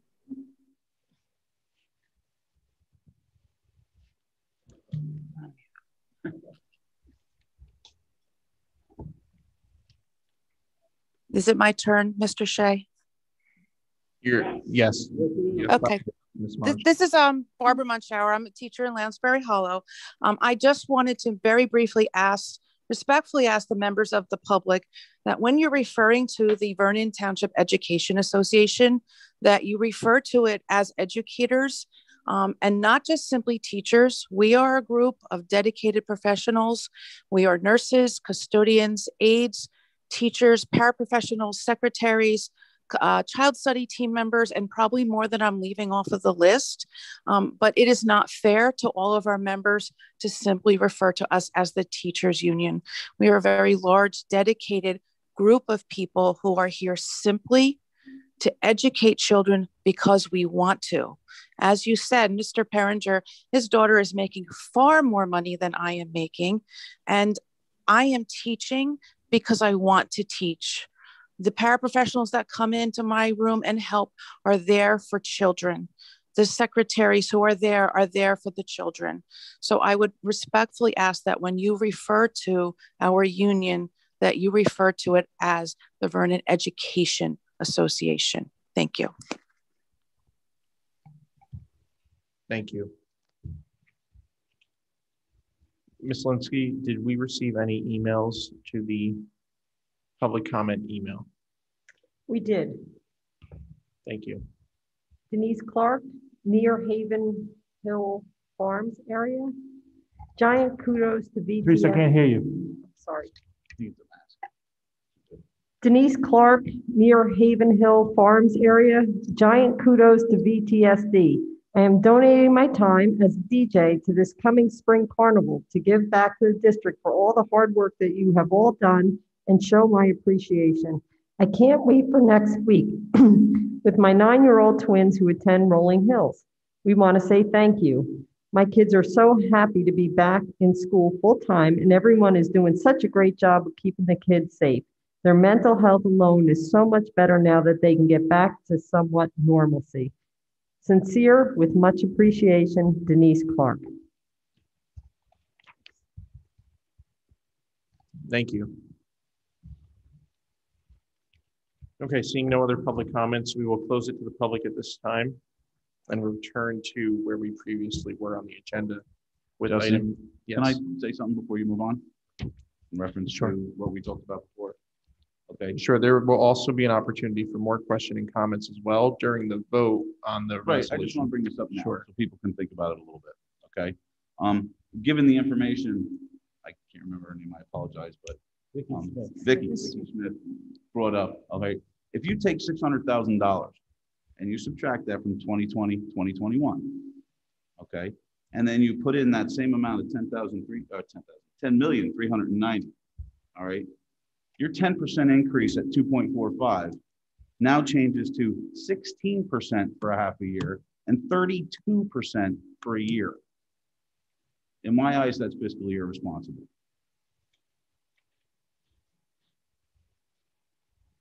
But that number was projected, right? Projected savings? So we're still there. No, that was actual. That was No. calculated from one policy to another.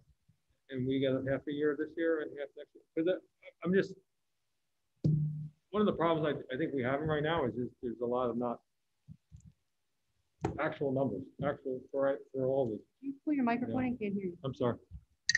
Yeah, one of the biggest problems, and I'm new coming into this is, I have to say, I was looking at the 2.5 and I was disappointed knowing that the number is not right.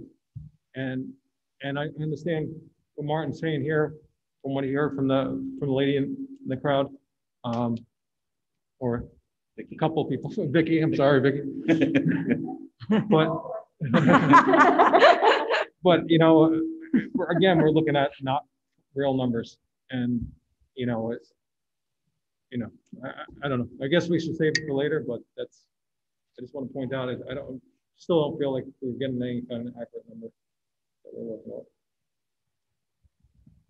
You could vote for the 1.35 and get the same dollar increase that you would at 2.45. Since I opened it up for you to speak, Mr. O'Donnell, I just want to make sure any other board members if they wanted to weigh in before I move back to the agenda. I just want to thank Martin for a quick math. Thank you, Martin. Okay. Item G is approval of the minutes. Can we have a motion? Oh, Your 5 minutes is up. Yeah, my 5 minutes is up. Can we have a motion for item G 1 through 4? So moved. Was that Ms. Luthner? Yes, that was Motion by Ms. Luthner, second. Second. Second by Mr. Zimmerman. Questions or comments?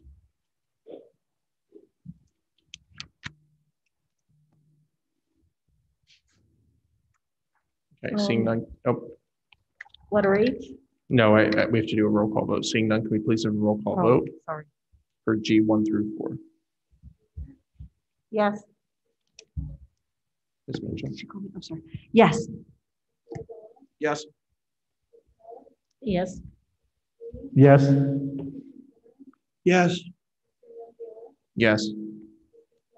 Yes. Abstain. Thank you. Item H is correspondence. Please note, correspondence is listed in letter H. Thank you. Item I is the president's report.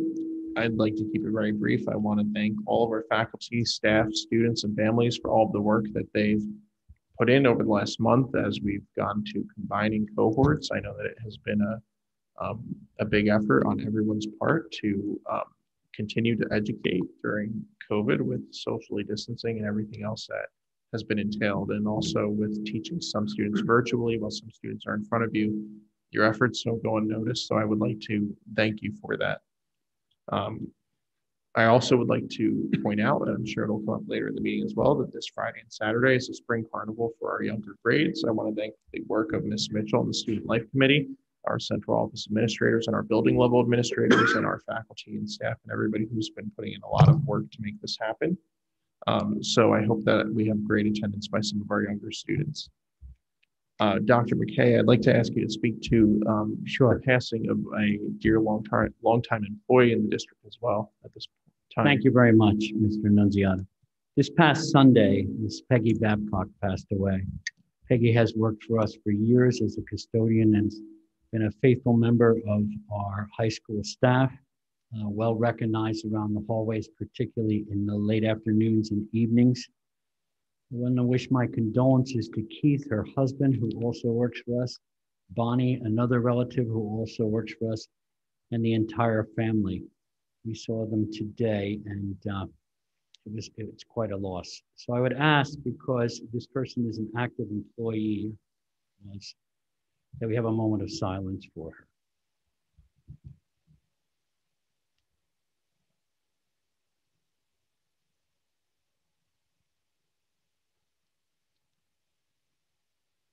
Thank you, everyone. Thank you, Mr. Nunziata. I appreciate that. Thank you, Dr. McKay.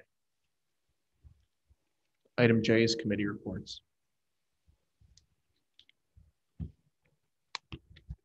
I have a couple of reports. I have a partnership report. Partnership committee met April 21st. We had a lively discussion with, the attendees were Adina Luthner, Jennifer Paulette, Mrs. Davino, Dr. McKay, Teresa Linsky, myself, and a number of representatives from the VTEA and VTAA. Discussion items included feedback regarding switching to Delta Dental, A lively discussion regarding going all in and combining the two cohorts. We were discussing outside classes and tents, the transportation, the use of playgrounds, class sizes, and teacher and children morale. And one of the things that the teachers pointed out were that the children seemed to be in much better shape now that they were all back together. And it was nice to hear. And a number of the teachers were extremely complimentary of the extraordinary work that the aides were doing. Many are in high-risk positions, especially those responsible to assist in toileting, hand washing, and other personal care of school-age children. And that was a very nice compliment from some of the teachers, and we should remember them. And there was a concern about the frustration that we all get due to the rules regarding COVID, and it seems to be that the information is constantly different or changing. We don't know, but just there was a lot of feedback on that. It was a good meeting. It was just a place where everybody seemed to feel comfortable in just letting us know what's going on. We also had a finance committee meeting on the 13th. Discussion items of the attendees were Justin, Ray Zimmerman, Martin, Teresa Linsky, and myself. And I don't remember if Dr. McKay, you were there? You were? I'm sorry, I missed. That's fine. Karen, you were not there. Okay. We discussed the clean energy, New Jersey Clean Energy, and the school energy audit. We went over the monthly financial reports that we get in all of our papers and what the significance of it, and it was a very informative section of the finance meeting. We had a budget overview. We talked about Senate Bill 2691, which increased the undesignated fund balances from 2% to 4%, the allowable. We also talked about capital projects and switching to Delta Dental. And that's that. I gave written copies to Jennifer, and she will distribute it in the minutes. Thanks, Jim. That's it. Thank you, Mr. Sweeney. Do I go? We had a liaison committee meeting on April 27th. Tony Chili from the town council and Ed DeYoung from the mayor's office attended, along with Charles Maglia, Adina Luthner, and Martin O'Donnell and myself. We discussed coordinating with the school to connect student volunteers with potential opportunities at the town level, possibly with the Greenway, possibly bringing some of our students in the CTE program and kind of drawing on their expertise to help out the town and giving the teens, the kids, the opportunity to volunteer. And then we also discussed the Teen Activity Center idea that we had been kicking around for the unused space in Walnut Ridge.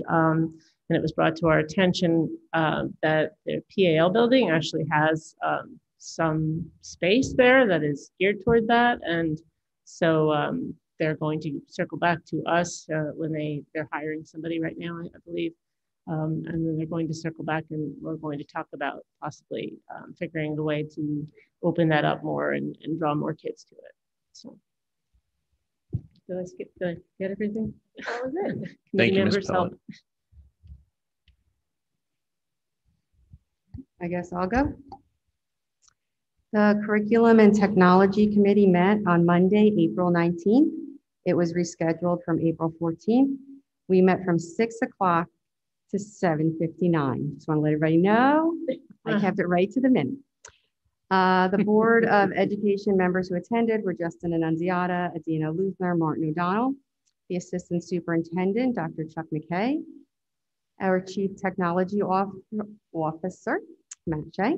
The directors were Vinnie Gagliostro, Arts and Humanities, Russ Rogers, Math and Science and Testing, Russ Fay, Special Services, and the supervisors were Cheryl Von Salzen, Special Services, and Suzanne McDougall, Special Services, and myself as the chairperson.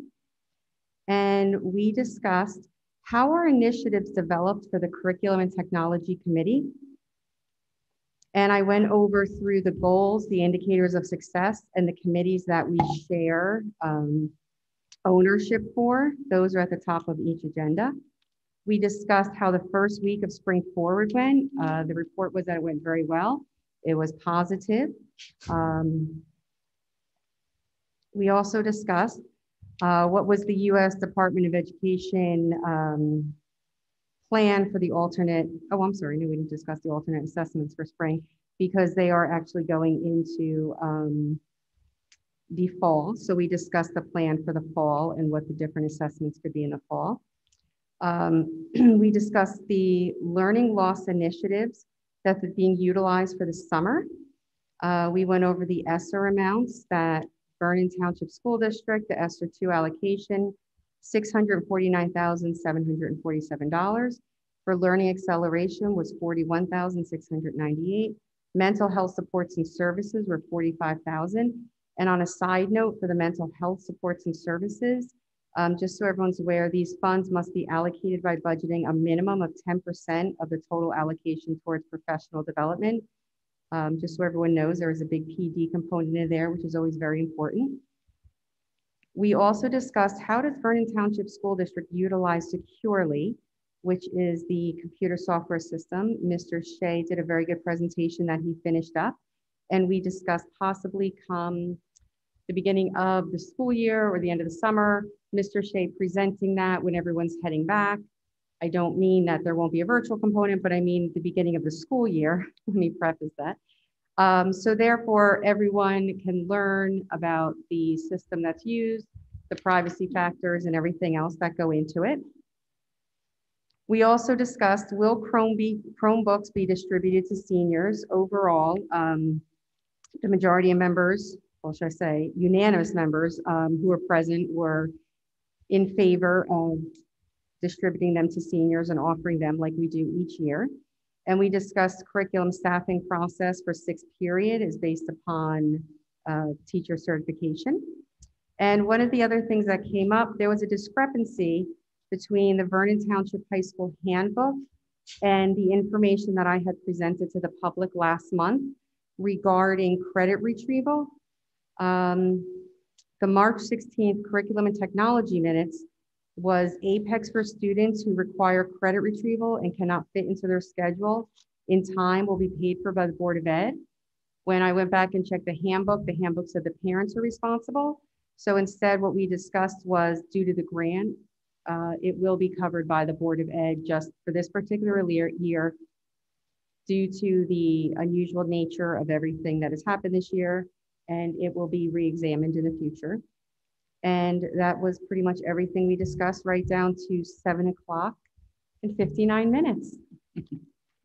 1 minute left. Can I get on that committee? What? Can I get on that committee? Yes, you can, but for you, we'll bring it to 8:29. Okay. Thank you. Special services will be held on May 6th, so that's coming up. And I was not able to attend the Sussex County Ed Service Commission meeting in April, so I will report out on that next month when I do attend for May. Thank you, Ms. Coughlin. Thank you. Well, Student Life met every single Wednesday of the month. So you're probably all very excited to not have another committee meeting. So carnival time it is. We start tomorrow at 6 o'clock for our 5th, 6th, and 7th graders. And then Saturday from 10 to 2 for pre-K through 4. Everybody received their shirts. They were really excited about it and very well received. We want to thank Rooster Tees because that was a very quick turnaround. They are amazing. So if anybody ever needs any t-shirts, please call them. They're amazing. And Denise had sent in the email. She's giving her time for DJ for two, the 2 events. So I hope that Denise gets a lot of sleep tonight because she's going to need an enormous amount of energy for the next 2 days. So super excited. Thank you, Student Life Committee. You guys are amazing and you've worked like unbelievably. So yay. Thank you, Ms. Mitchell. Okay, item L is the superintendent's report. Thank you. Excuse me.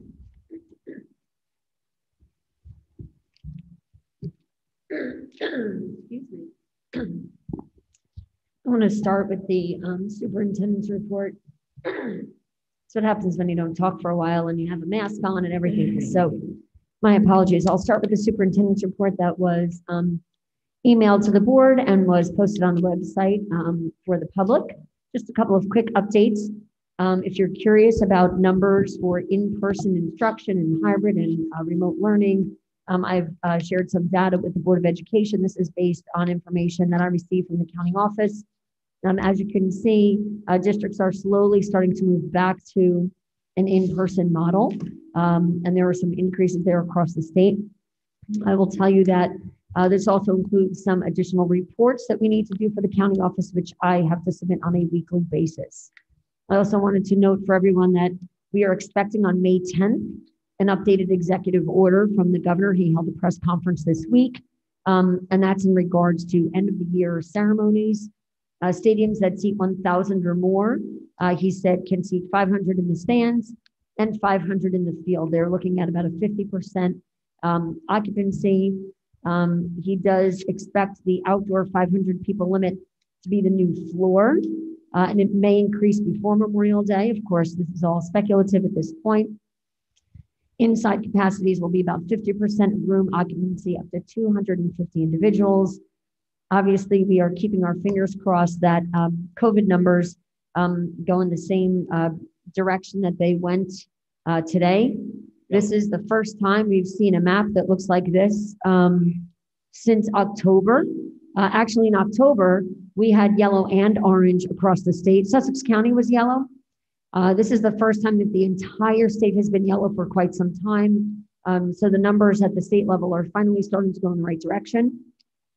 We'll have an update on graduation in May. I know many people are concerned. We're certainly hoping if the weather cooperates that we will be able to have perhaps one ceremony as opposed to two. Last year, many of you recall, we had two ceremonies because the cap of individuals, I think, was 250. We had to split the classes. So we'll talk more about that as we get into May. This is something that I think stemmed throughout, it started at Newton High School. Their peer leadership group created a gratitude video for National SEL Day, which was the end of March. Then the Sussex County Ed Services Commission created a gratitude video, and they've decided to challenge the Vernon Township School District. So we are in the process of working on a gratitude video as well. So for any of our faculty and our children out there, if anybody wants to just hold up a sign and take a picture of themselves saying what they're grateful for, we're working on putting that together and sharing it back out to the districts in the county. As challenging as a year we've had, it's really important to acknowledge what we're grateful for. Excuse me. And speaking of what we're grateful for, we are planning an outdoor celebratory event on June 15th. With a rain date of June 16th. This is a capstone celebration. I spoke about it briefly at the last meeting. I'm so excited because we're looking at honoring Teachers of the Year, retirees, Hall of Fame recipients, students who have done everything from write essays to create beautiful works of art to being successful in academics and athletics. We are looking to have a socially distanced opportunity to acknowledge and support all of the people who have done so much for our school district over the last year and a half. I'm really looking forward to that. I'd also like to congratulate Vernon Township High School. This week, they were named a best high school by US News and World Report. So congratulations to them. Job well done. And I would also like to mention, and Mr. Perringer spoke this evening. He's one of our robotics advisors along with Mr. McCotter. Recently, the high school robotics team was recognized by Mike Sherrill of the 11th Congressional District of New Jersey. They were recognized for their contribution. Many of you may remember this. They assembled and distributed protective shields, the face shields during COVID. It's my understanding that our students and many faculty and advisors and lots of volunteers, not only the two gentlemen I just mentioned, but also Mr. Kites, Mr. Foco, Mr. Bruno, as well as one of our community members, Mark Mariska. Many of these folks donated a lot of their own materials, created lots of face shields for our local hospitals and ambulance squads, as well as nursing homes. Those kinds of volunteer actions of our students are things that I'm quite proud of in this district. Kudos to all of the folks in robotics who have participated in giving back to our community. I'd like to continue with informational matters. Is that okay? Yes, thank you. Page 3, number 1, informational matters. Congratulations to Celia Saban, 6th grade, and Melody Bucheri, 8th grade, for having their poster selected by the New Jersey Health Department. 3 free vaccine program contest. Celia and Melody's designs will be placed on all New Jersey Health Department publications next year to promote being properly immunized. It was a cross-curricular project between Ms. Herkler and Ms. Ash. So congratulations, job well done, ladies. Congratulations to Michael Chang, who's one of our 12th grade students at Vernon Township High School. He's working on this Eagle Scout service project. Michael is part of Troop 912, and the Patriots Path Council. He's constructing 4 wooden benches to be placed at the front entrance and around the walking areas of Vernon Township High School. Thank you so much, Michael, for all of your hard work. They will be painted blue and gold to coincide with our school spirit colors. Item C is the Vernon Township School District celebrates major recognition for its students. There were 14 area high schools and 5 area middle schools who participated in the recent Wallkill Invitational Art Show. We've had tremendous artists this year. Congratulations to all of our fine teachers in the art department who supported our students. Also present were judges from Montserrat College of Art, Savannah College of Art and Design, William Patterson University, and St. Peter's Valley School of Craft. Melody Bucheri from Glen Meadow received 3rd place for 3D sensory garden mushrooms. William Tola, senior at VTHS, won 3rd place. And Patience Heavy, a senior, received a merit scholarship for $20,000 a year from Montserrat College of Art, which totals $80,000 for 4 years. Patience is an art 4 AP art major and is also on the girls wrestling team. So congratulations. Those are quite impressive achievements for our folks. Also, item D, Vernon engineering students excelled at this year's virtual NJTSA state conference. So many of the activities that our students previously participated in live shifted to a virtual platform this year. They competed in 3 categories at this competition, held on April 22nd. 1st place in the state, optical engineering, Mason Freifelder, Morgan Freifelder, Michael Chang, Julian Porras, and Joseph Santiago. Congratulations. 2nd place in the state, computer-aided design engineering, Jack Foco and Nicholas Decker. Those 2 folks are both freshmen. What an opportunity for those 2 gentlemen, and I can't wait to see what they do in the next 3 years at Vernon High School. Honorable mention, engineering design. Even though this group did not place, they did a great job against some tough competition from throughout the state.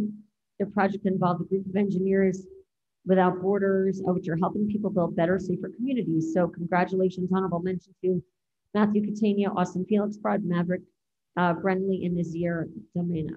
Special thanks goes out to the CEO and crew at AG Parts from Greensburg, PA, for donating over $1,000 worth of automated sanitizer dispensers, sanitizer refills, masks, gloves, wipes, and more. Mr. Conti, coordinating custodian from the high school, will assist in distributing these PPE supplies at high school. Special thank you for your donation. Before I continue with recommendations, Mr. Annunziata, I'd like to remove items 2E and F from the agenda, from the business administrator's portion of the agenda, unless you would ask that she do that.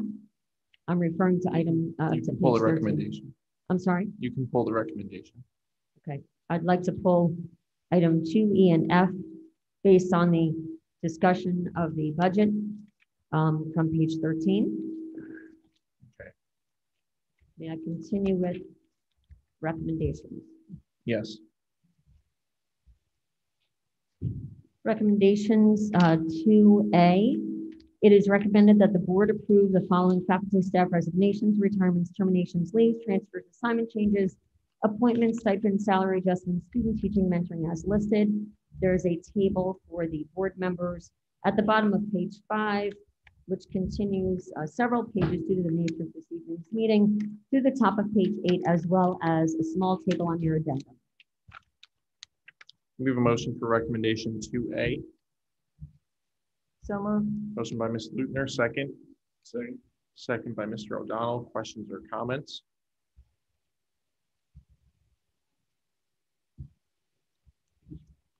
I see that we have a number of retirements on a few retirements on the agenda. I just want to thank those employees for their many years of service in the Vernon Township School District. And that we're going to honor them. Yes.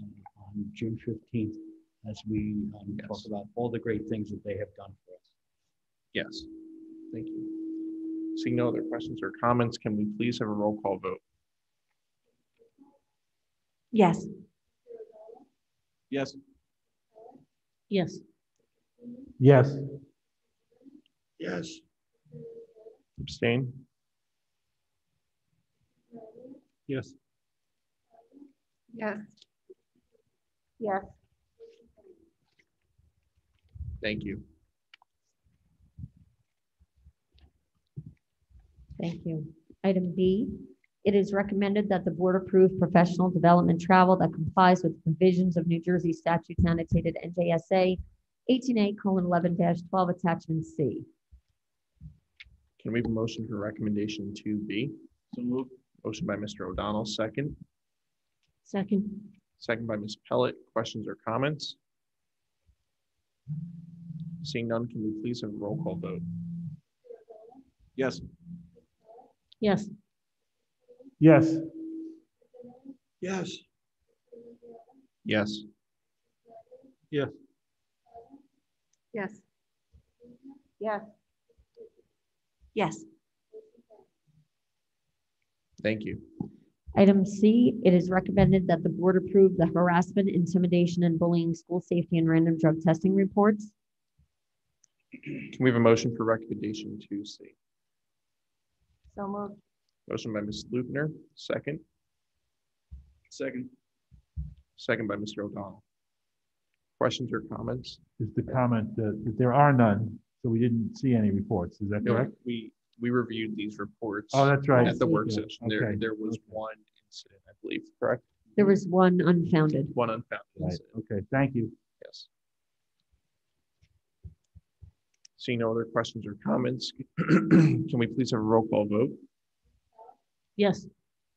Yes. Yes. Yes. Yes. Yes. Yes. Yes. Yes. Item D, it is recommended that the board approve the 2020-2021 Vernon Township Board of Education Organizational Chart Attachment D. Can we have a motion for recommendation 2D? So moved. Motion by Ms. Lutner, second. Second by Mr. Zimmerman. Questions or comments? I have a question. I have a question on attachment D.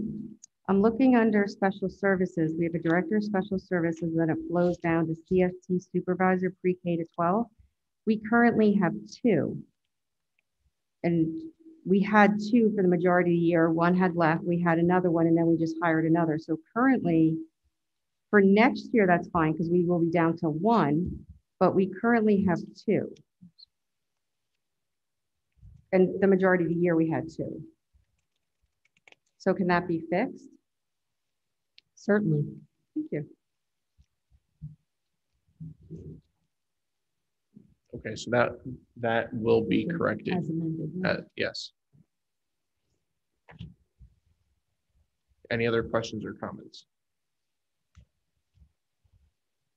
Okay, can we have a roll call vote for recommendation 2D with the modification of the second supervisor special services listed? Okay, then we have further clarification. What are the grade breakups? What are the, I'm Do you sorry, I want to couldn't hear table the this and vote question. on this next month? Yeah, that Okay, might be a better yeah. idea, All right, only can we so have a- that way we can yeah. clarify the. Can I have a the motion to grade. table recommendation 2D? Motion. moved. Motion by Mr. Sweeney, second. Second by Ms. Mitchell, all in favor? Aye. Okay, the motion's tabled. Can we have a 2E? Okay.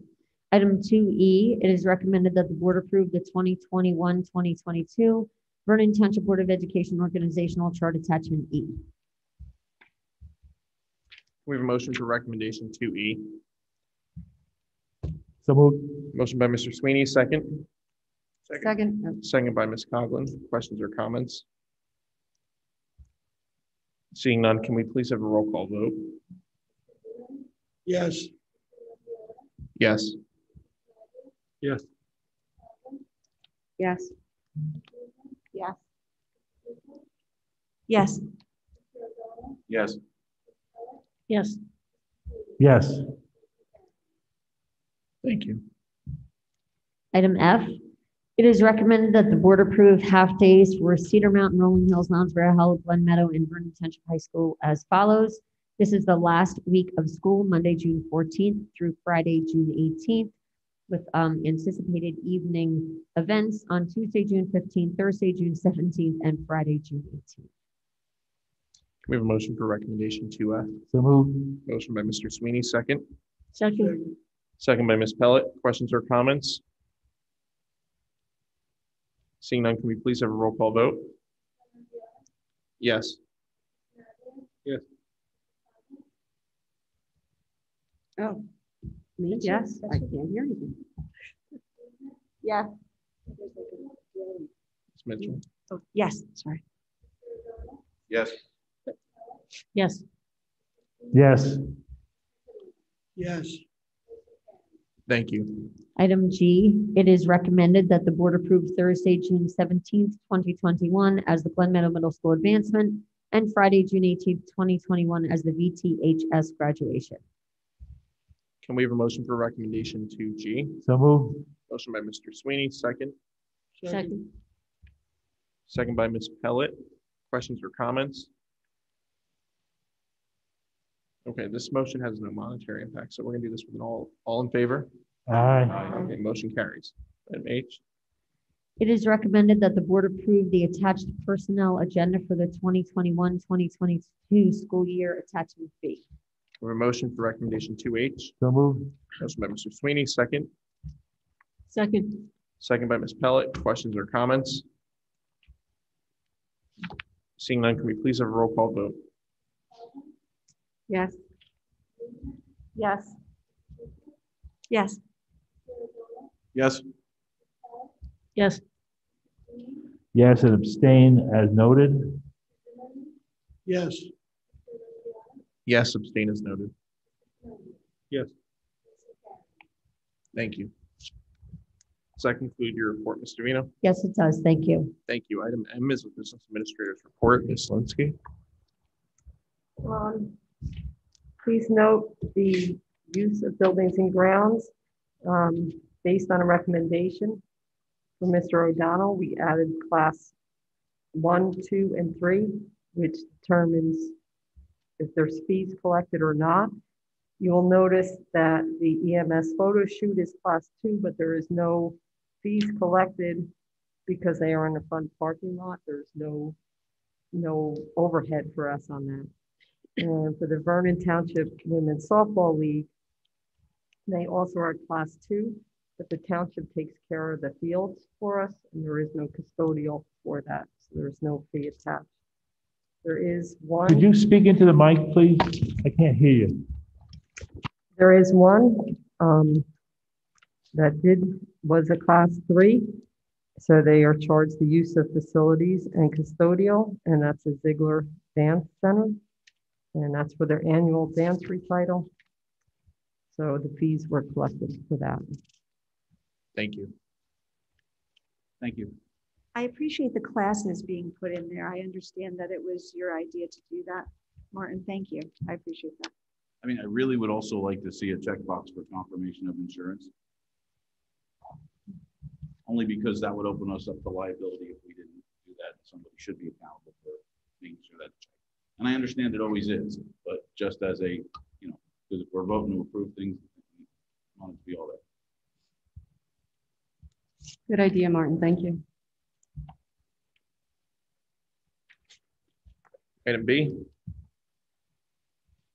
It is, item B states that no budgetary line item has been overexpended.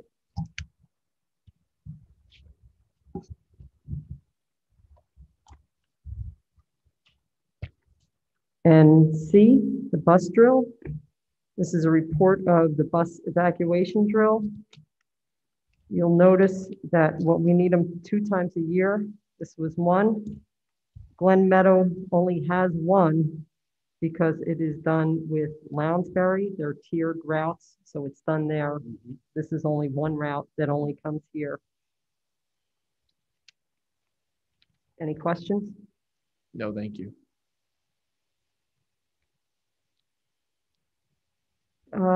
D, the review of professional services, reappointments for the 21-22 school year.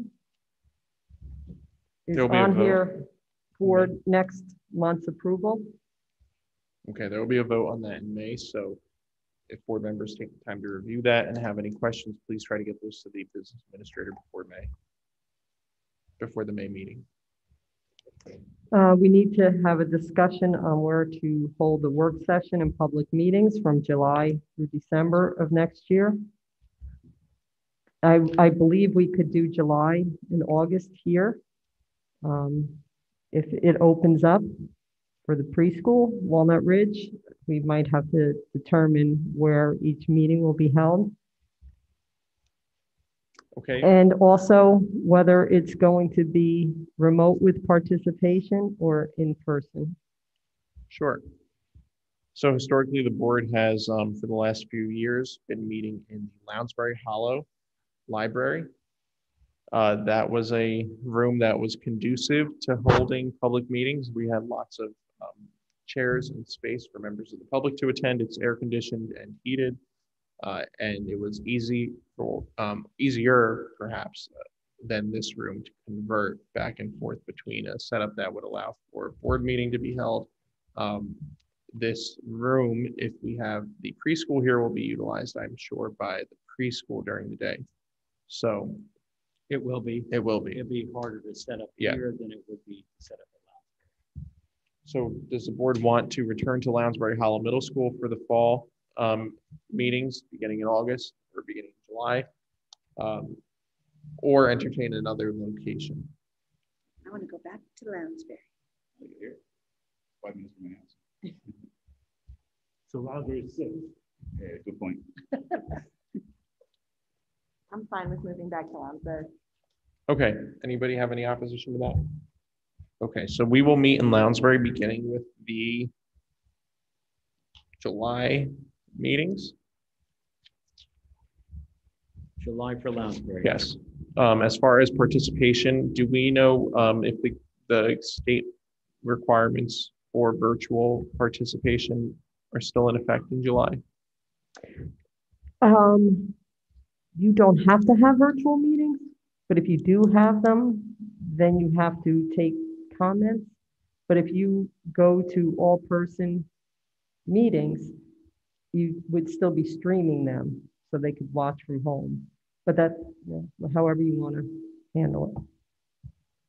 I think that what we are doing now is working, allowing board members or members of the public who may need to attend virtually. I'm in favor of continuing that. Does anybody else want to weigh in? I agree. I agree. All right, so we will not make any changes to the meeting format. We'll change the location to Lounsbury beginning in July. Okay, item F. This is the water, lead testing of the water. Mrs. Coughlin had brought up that we had a policy in place. And we did have a policy in place, and we did not have a regulation. Strauss Esme is recommending the regulation. The policy didn't state how many times we tested in the past. The changes to the policy are that now we have to test every 3 years versus 6 years, and it changes the reporting requirement of when we have to post it on our website. The regulation does not state how many, and that's why I'm bringing it up for discussion. If you want it to state how many, we can. I just want you to be careful because with COVID, we did not test because we had water fountains. They're still covered right now. They're not being used. The regulation does state you can test more, of course, and if you do test more, you need to post the results within the 72 hours. So So just to review some information for newer board members and members of the public, the state requires that the testing of all of our water outlets be conducted once every 3 years. That's correct, Ms. Linsky? Yes. Right. And our district, about 3 years ago, decided to begin testing all water outlets twice per year, 6 times as frequently as the state requires. Typically, if that's our practice and that's a practice that's being directed by the board, that would go into the regulation of the policy so that the administration can carry out the directive of the board in that way. But I understand what you're saying, Ms. Linsky, about not mandating. If we mandate that we're going to test twice per year, but we have water outlets that are closed because of COVID, you have water sitting in pipes, you're going to get inaccurate readings. Or that's the train of thought there. And so, the cost of testing is $25,000 a year. So personally, I'd be comfortable with approving the policy without stipulating the number of times per year. And when we resume usage of the water outlets, of the water fountains, that we, at that point, revisit the topic and put in place the directive of the board to test twice per year in the regulation. That's my position.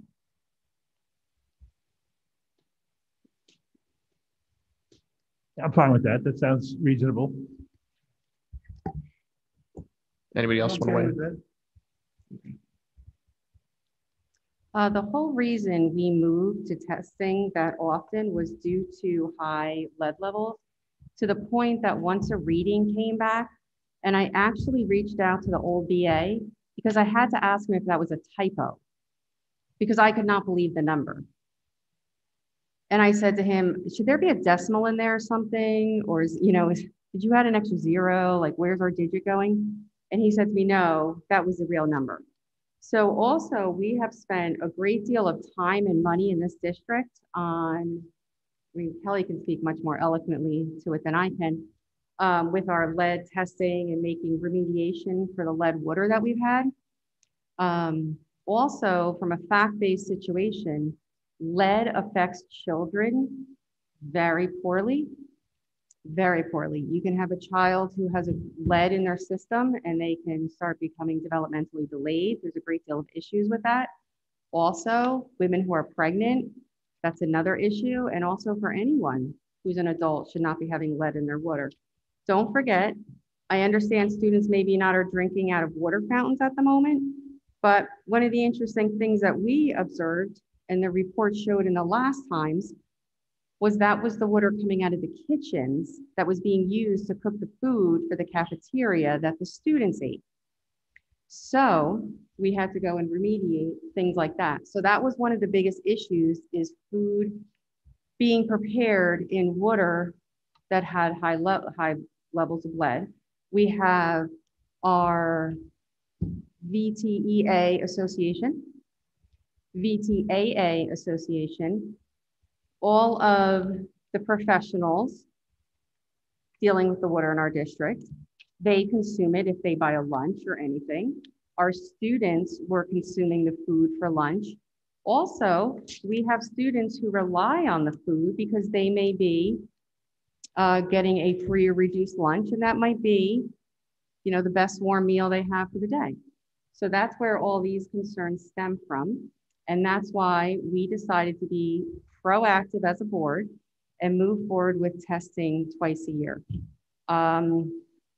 We have all of these savings that have been pointed out. So it concerns me a bit to know that the price is now a concern.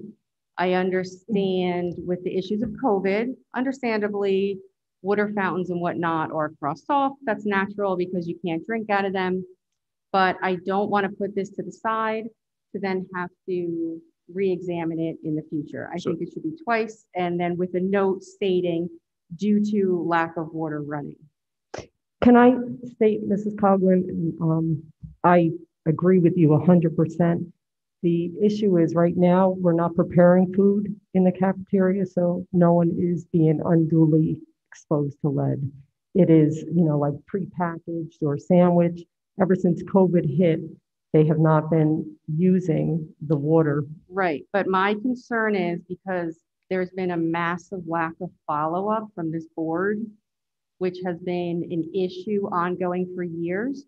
So if we change this policy now to reflect that, it was only because I pointed this out, the issue, that's why it came back and we're looking at this right now, but I don't think it should be changed.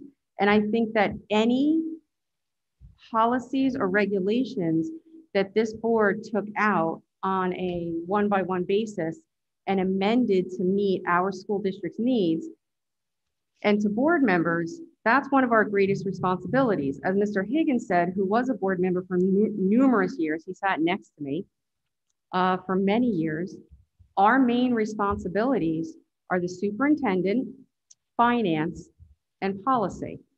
So my concern is if this policy is amended now to go back, then what happens down the road when there's a lack of follow-up? So I want to just respond to that because I agree with much of what you're saying, Ms. Coughlin. In fact, I think that you're pointing out some valid points and maybe swaying my position on it. However, I think that there's a real issue with sitting here at the table and tearing down fellow board members and saying there's a real lack of follow-up with this board when we have been very diligent about the lead issue in our buildings. We have made sure that it has been a priority for years. We have invested money into the issue. So to just throw in a comment like that, Mr. Nunziata, I'm responding still, Ms. Coughlin. I didn't interrupt you. I wasn't even talking about the lead. Okay, but I just think that's an offensive comment to your fellow board members when I was agreeing with everything else you were saying. I'm saying the lack of follow-up was not with the lead. I was But saying it's just general. that. But there's no need to tear down your fellow board members like that. I'm not. I said past precedent. Okay. So therefore, because I think that the lead issue has been a priority for all of us. We all agree with you that safety is important, and we don't want our students drinking unsafe water. Right. Right. And I'm glad. So then we won't. So then let's talk about it. So then, is there verbiage that we can put into the policy, into the regulation, that will allow us to achieve the goal of testing the water that the students will be drinking without getting faulty readings? The portion of the policy that refers to usage testing at the board's discretion is item 3B. That's on page 4 of the regulation. It refers to the board's ability to test more frequently than the 3-year cycle. So, would the board entertain wording such as water outlets shall be tested twice per year unless the outlet is not in use? Well, the only thing about that is sometimes they were not in use, understandably, because they could not be fixed. Okay.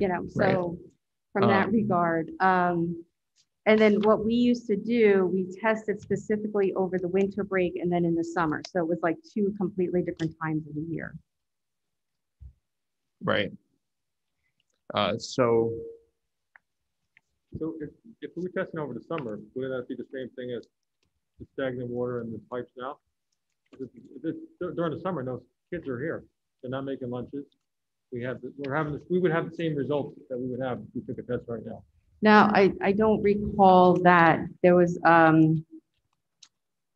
now this was all like, we could delve into this further. I could get all the past research, but it was a great deal. And to clarify, I wasn't saying a lack of follow-up on the lead. We've been very proactive on the lead for the past few years. Thank you for clarifying. Yeah, I'm trying to clarify.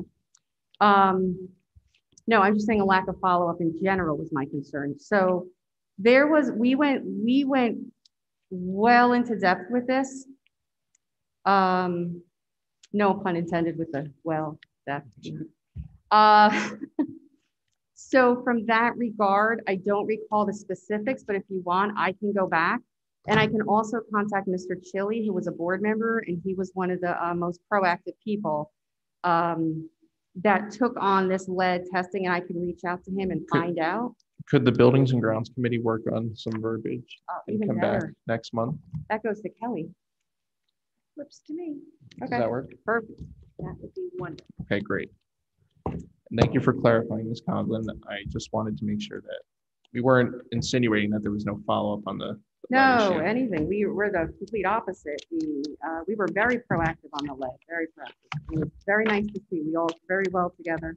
And we did, I think, in my opinion, it was one of the Board of Education's greatest successes, handling the lead issues.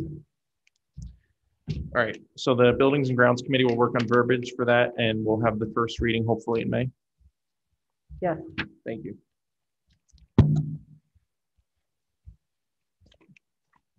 Okay, item 2, recommendations of the business administrator.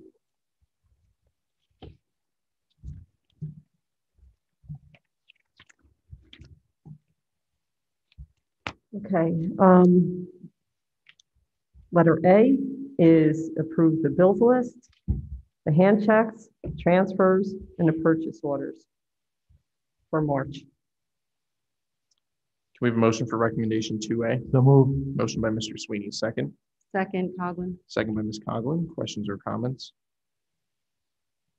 Seeing none, can we please have a roll call vote? Yes. Yes. Yes. Yes. Yes. Yes. Yes. Yes. Yes, and abstain from checks as noted.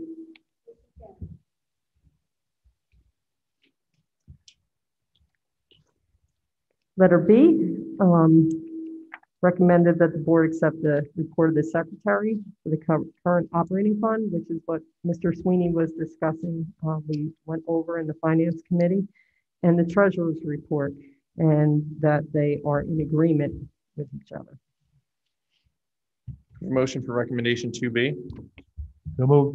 Motion by Mr. Sweeney, second. Second. Second by Mr. O'Donnell. Questions or comments?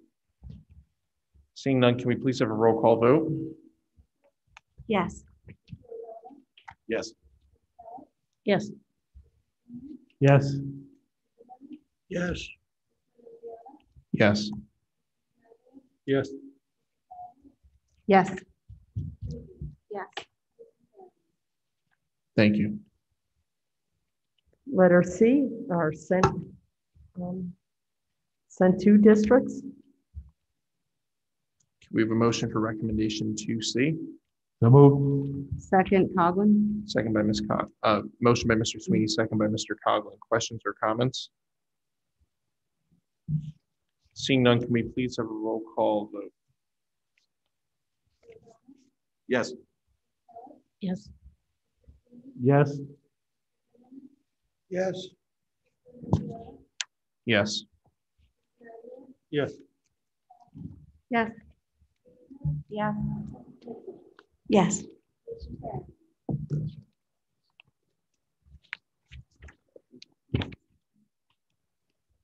Letter D, it is recommended that the board approve the attached resolution regarding the 2021-2022 school budget.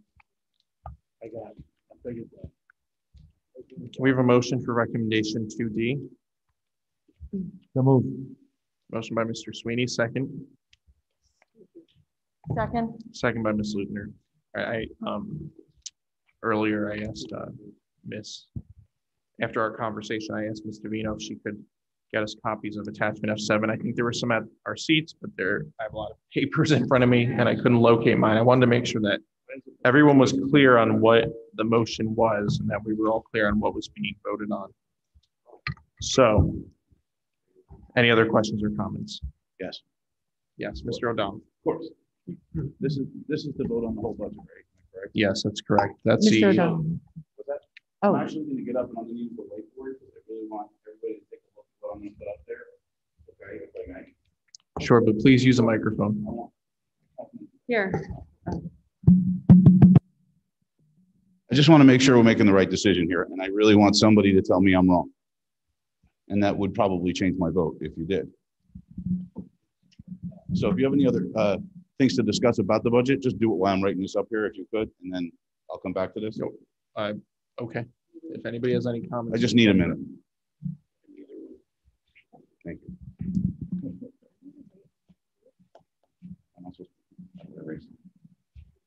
All right, I'll give up. Matt, how do I erase? This? Just touch the eraser?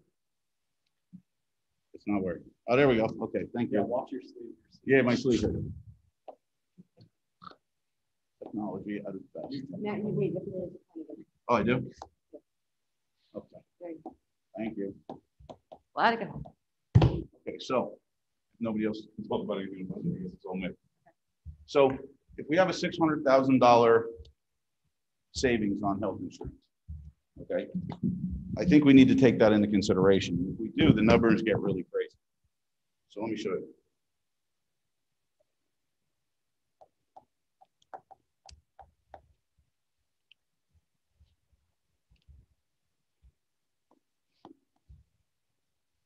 Sorry about my writing. It's horrible.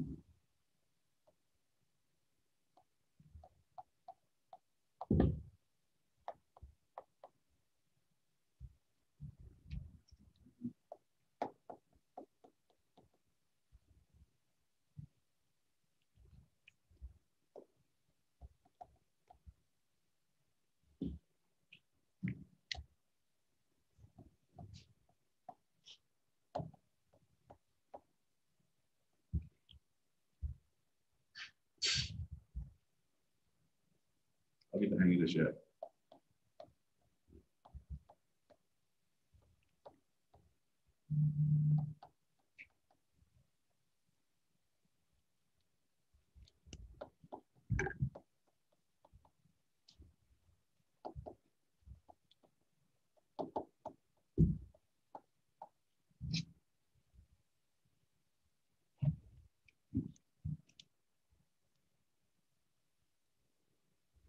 Hate this thing now.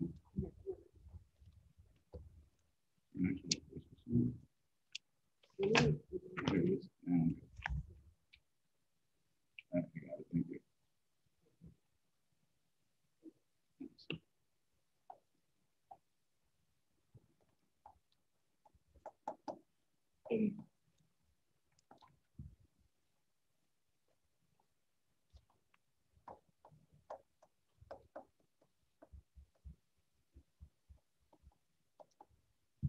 Okay, so these are numbers we already have on there. Are we all in agreement with this? Okay, that are on that line. So let's go from here, which is the budgeted amount from the previous year, to what I would consider actual by removing the $600,000 from that, which should be in the fund balance, correct? Everybody's looking at me like I got 3 hits. Welcome to teaching, Martin. You know, I never was a teacher, so I wouldn't know, but I have a lot of respect for him because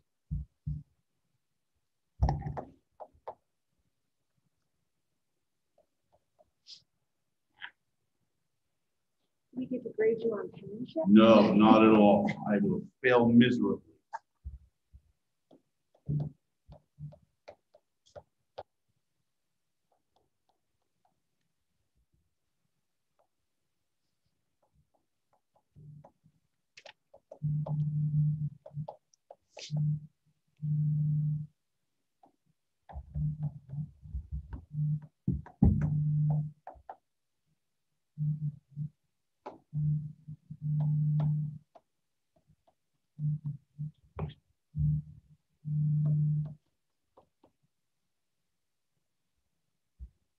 Okay, so here's what we have if you look at the actual.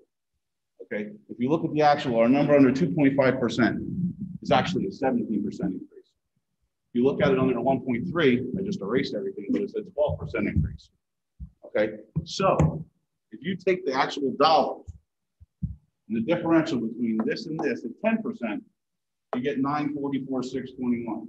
You take the differential between what was here, okay, and that at 5%, that's, I'm sorry, take that back. I apologize. One day. Hold it. Okay.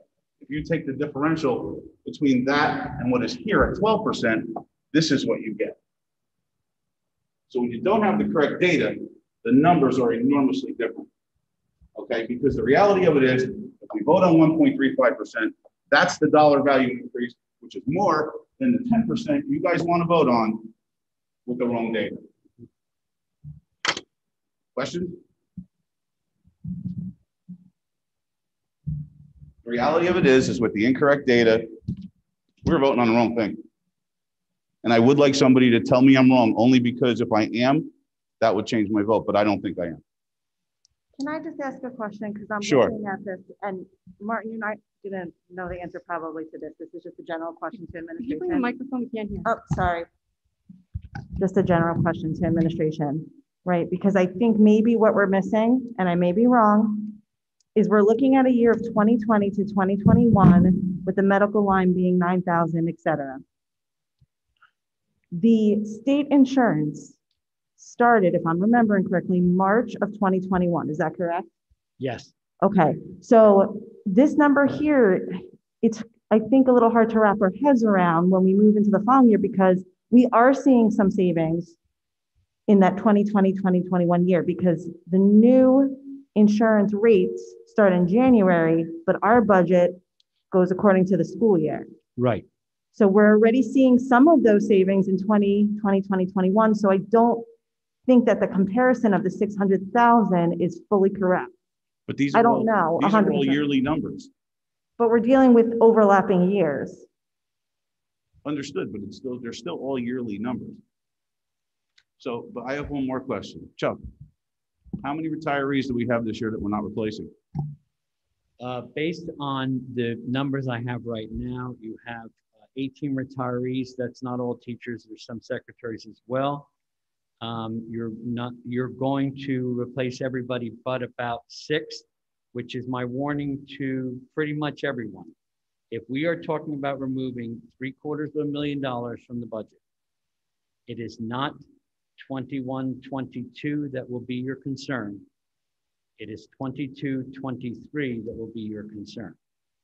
And for the past 5 years in this position, once that cut came from the state, the $10 million, I've been worried, and I've said publicly, about 22, 23 and 23, 24. Now, no matter what we do, I just want everyone to know that we have cut our budget and our faculty, whether it's our secretaries or our teachers or anybody else in our unions and our administration, to the point where those kind of cuts won't happen again. So if the retire not replace can only work for so long. And then it's about programs and it's about things that affect students. Now, Martin, I'm not arguing with you about these numbers. I'm just talking from a personnel and student point of view. Sure. That if you're removing $722,000, then I would make the recommendation not to appoint those 4 employees, and we start, which is the 265,000, and we start to talk about removing things. But Chuck, you're not removing $722,000. You Okay. started with the wrong number. You Right. still have more at the end of the day than you had when you were budgeting at 2.45% at 10%. Right. Now, my next question is, what's the average healthcare per employee? It depends. There's 3 or 4 different levels. There's the family plan and there's the individual plan. What's the and then lowest there's 2 one? adults. The individual. What's the lowest one?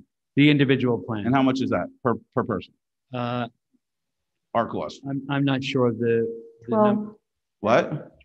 12,000. 12,000. All right. So you have another what? $72,000 to add on to that, because you're saving that because you have 6 people leaving and you're not paying their health insurance. So now that number over there becomes 1.125 million. Martin, What's that? 600,000 is a projection, so that's also not a deficit. No, it's not. No, that's a real number. That's a real number. Yeah, that's real. Those are actual savings from when we changed the I insurance. understand it, but the thing is overlapped, so we're not gonna get all that savings with the way the year works. No, it's not In saving. January, they could boost up, they could raise it by X amount. Okay. That we but- receive a couple months of savings right now, and then the next school budget will come in. What I'm trying to say is even if they raise it another 2-3%, you're still covered. And what if we need to add more teachers? You add more teachers, you add more teachers. I mean, you Yeah, know. but there's That's a not, cost to that. no, that's not how, yeah, that There's a doesn't cost to happen. it. A new teacher, just off the But top you of my can't head. budget health insurance for adding a new teacher. Well, You have to budget health insurance for what health insurance is. And you If can't- wanna add new teachers, every you gotta new budget teacher- that in a different every line new item. I think teacher gets what health insurance. what he's I'm in, assuming. yeah, but I think what the train of thought there that's being insinuated is that when you have unexpected expenses arise in your budget, you hope that you have breakage elsewhere that can absorb the Yes. unexpected And we're budget back to expense. And I completely understand that, but you don't budget that into the healthcare line. I understand what you're That's saying. being fiscally irresponsible in I- my eyes. If you're We're- gonna budget for additional teachers, if, you know, the administration feels that they're forecasting an increase in students where they're gonna need teachers, that should be in this budget, but not on that line item. But those teachers need health insurance. Fine, but at $12,000 a piece, you're way over the mark anyway, so you can absorb that. What I'm trying to say is, we're way over on this. Way Can I just say that I really feel that we need to table this vote? Because We if can't. we don't have the accurate numbers, We how are can't we table the supposed vote. to vote? We have to have the budget vote. Well, What's the then deadline? I think it's, I can't imagine you would vote yes to this You budget. know, there are a lot of without numbers accurate- we would- don't know, though. I mean, there's uncertainty in other areas But this is highly, like, I mean, oh my gosh. But it's the difference If I between may. taking a guess and an Right. educated I guess. think to Ray's point earlier, though, what he was saying about the fact that you have a lot of uncertainty and you need to build in some flexibility, and that, you know, we're fixating on this number, but the bigger issue is, you know, as Dr. McKay said, down the line, we're going to have to figure out where to get these cuts from, and it's, you know, there isn't anywhere left to go. So, I don't know. I mean, Ray put it very well earlier. But I guess I'm saying that it's not the fact that you're not budgeting for those dollars. The number's wrong. Okay, you're still getting the same dollars. Matter of fact, you're getting more dollars. You're getting $100,000 more, plus the $12,000 per teacher. You're still getting more money. So it's not like you're changing the budget and cutting anything. You're just correcting it and making it right. You're still getting an additional $1,061,000 for health insurance. And before you were only getting $944. It makes no sense.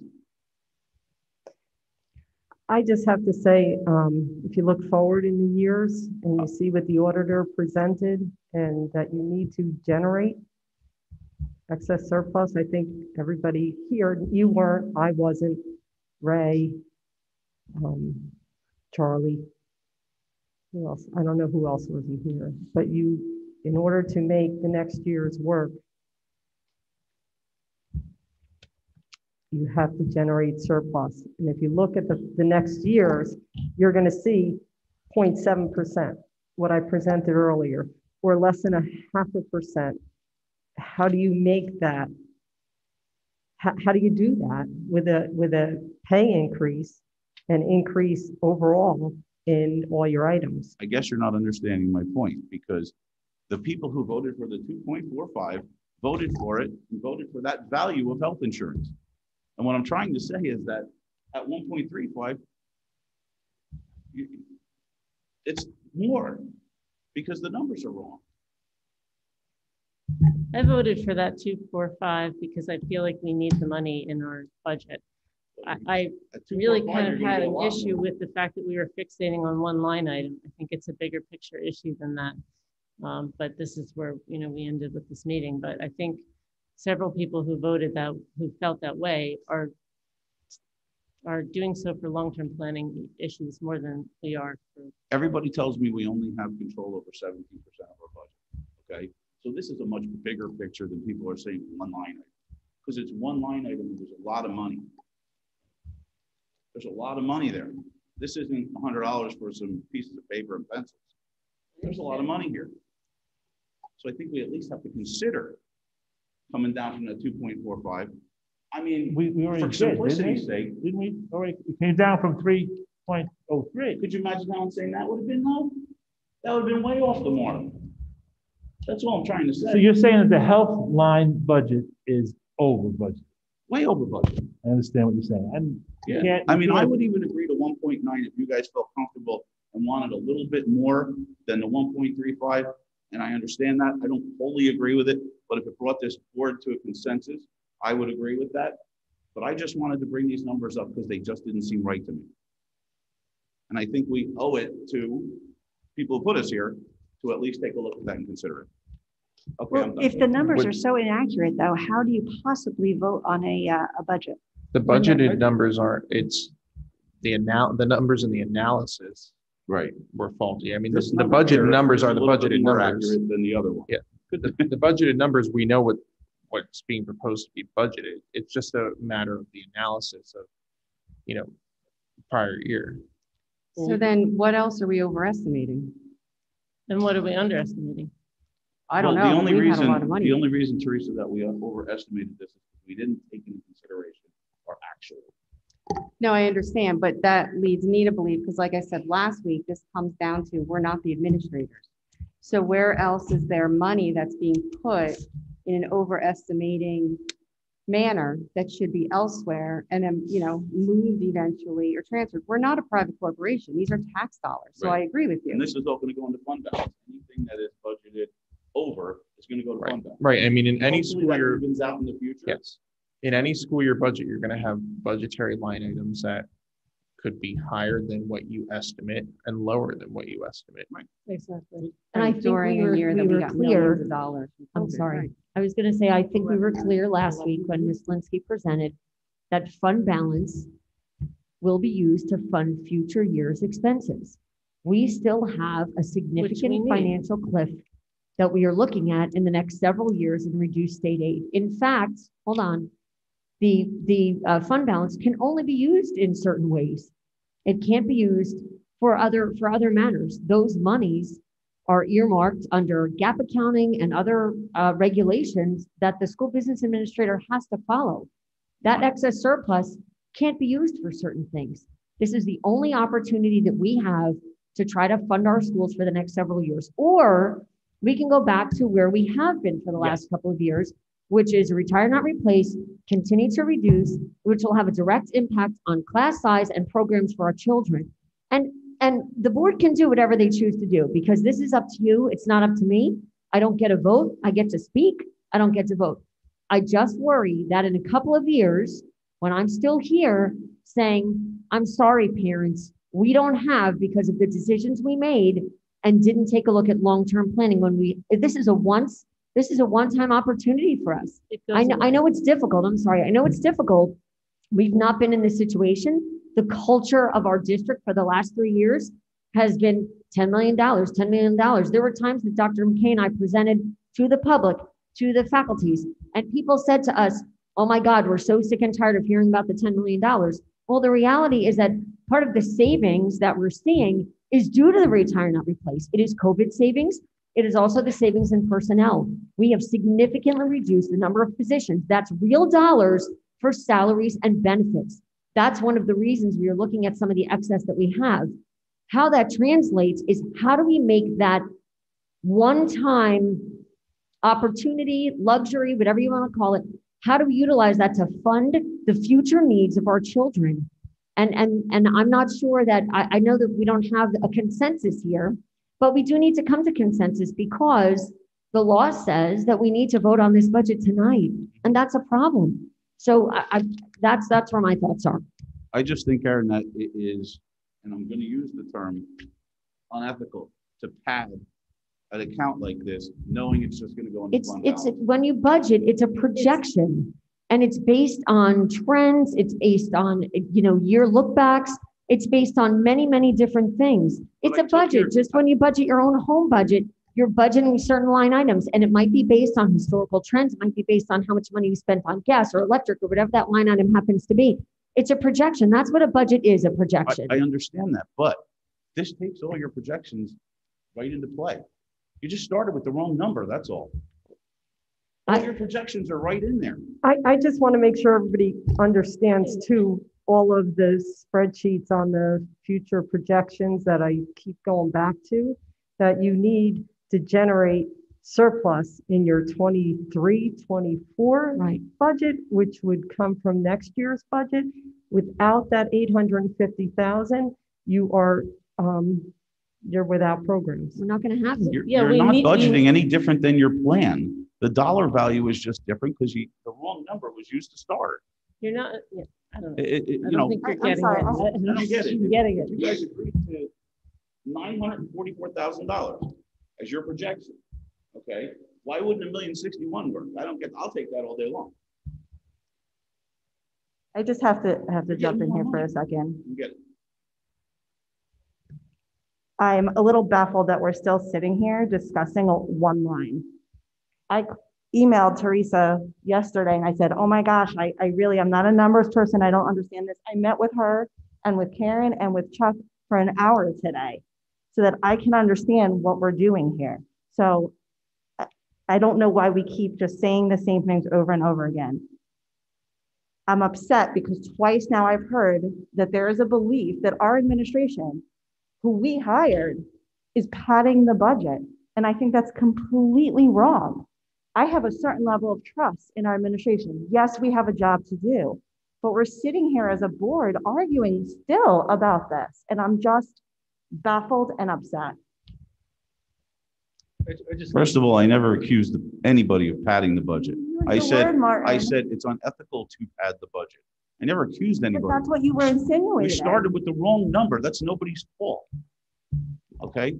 All I'm trying to do is correct it. I did not accuse anybody of anything. But that's how it came out, Martin. Well, I apologize to the administration for that. I did not mean it like that. No, I appreciate that. I mean, the last point I would make is that we have been discussing the budget since at least February. And prior to that, when we had an interim business administrator, perhaps we weren't doing deep dives in December and January, but we started this discussion in December of 2020.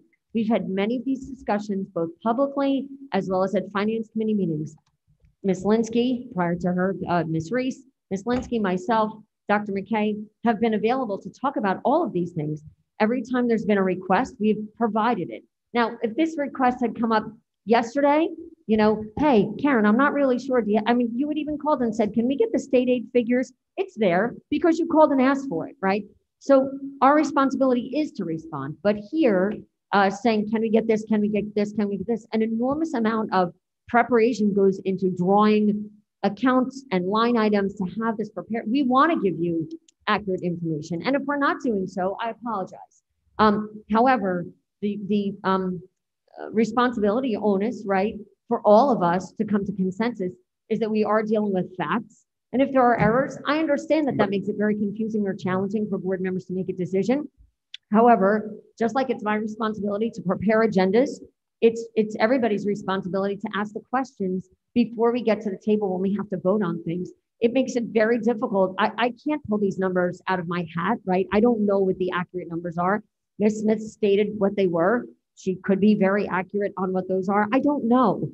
So I understand your frustration. I want to speak to the accuracy comment, just to make sure that we're all talking about the same thing. I believe, Ms. Linsky, that your numbers in the 2020-2021 column are correct numbers of what's budgeted in those columns. They aren't the numbers of what the expense would be after the change to state health benefits. So the analysis is slightly flawed, but they're not just like made up numbers. Do you understand what I'm saying? Oh, I understand. Yeah, okay. I just want to make sure that we're not insinuating that. Slightly is a little bit bad of an adjective, to be honest with you, to use there. It's not slightly flawed, it's flawed by a lot of money. Well, Martin, the whole thing is it's not one line item because the whole overall budget comes down.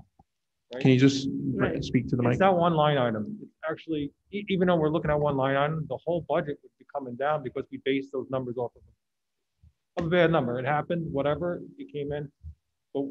But I see where Martin's coming at. This, at the end of the day, if you adjusted everything by that $600,000, you could still get the same budget you want.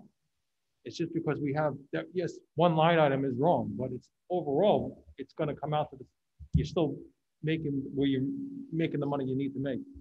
I still don't agree. I mean, Martin bring up the suggestion, maybe we can vote again on a different figure, but I still don't agree 135 is where we need to be.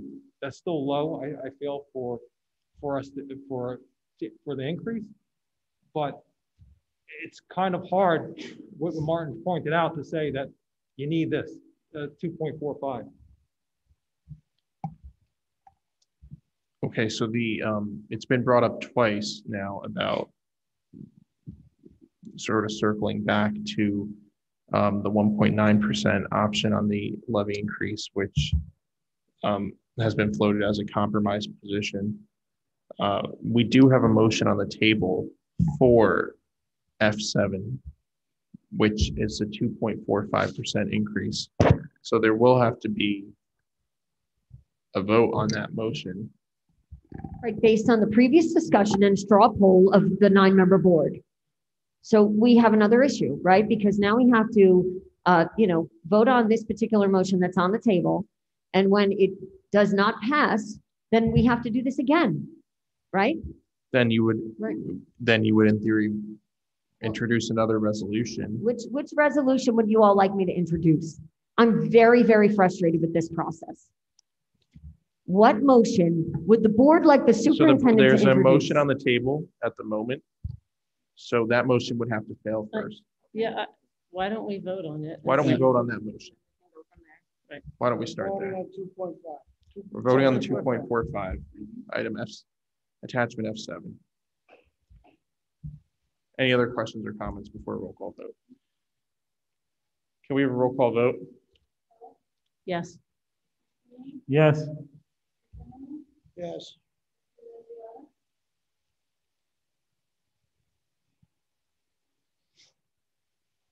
No. No. No. Yes. No. No.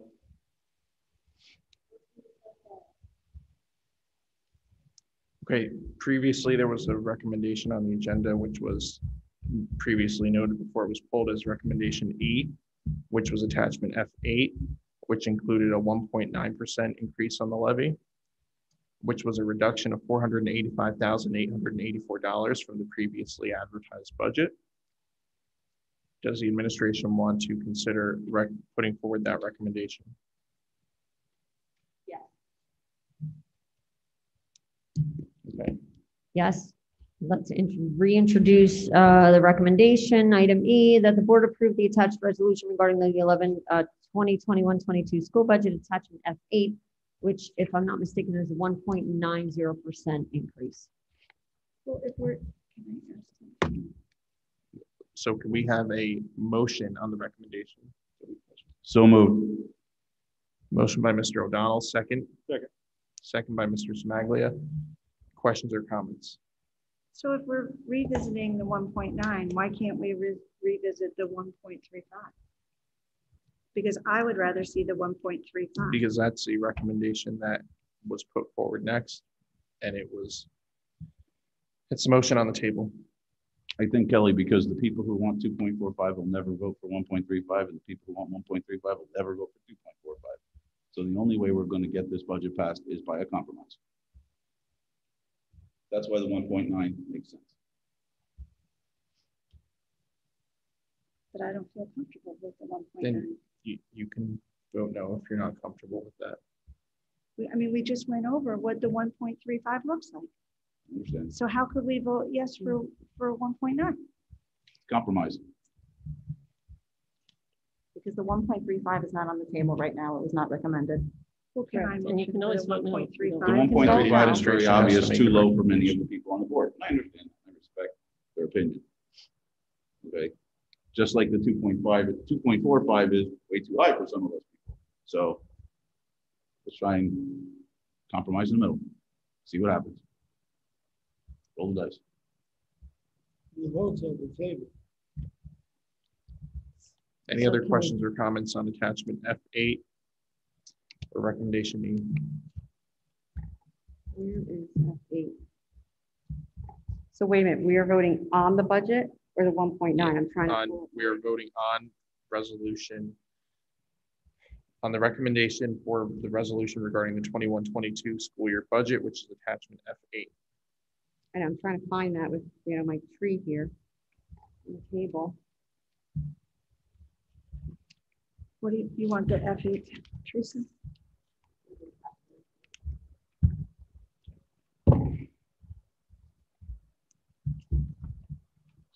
Do you need a copy of it?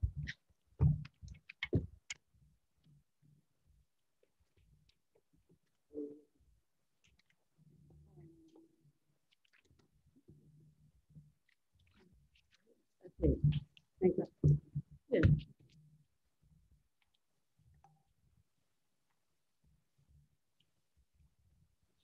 Any other questions or comments? Seeing none, can we please have a roll call vote? Well, I don't agree that we should go down that low. I will vote for it as a compromise. Yes. I agree that striking a compromise is important, and there's disagreement on particular line item or one particular line item, but I think that overall we're talking about a few percentage points, and I will vote yes. Yes. No. Our administration has already come down from 3.03. No. No. Yes. Yes. Thank you. Recommendation G.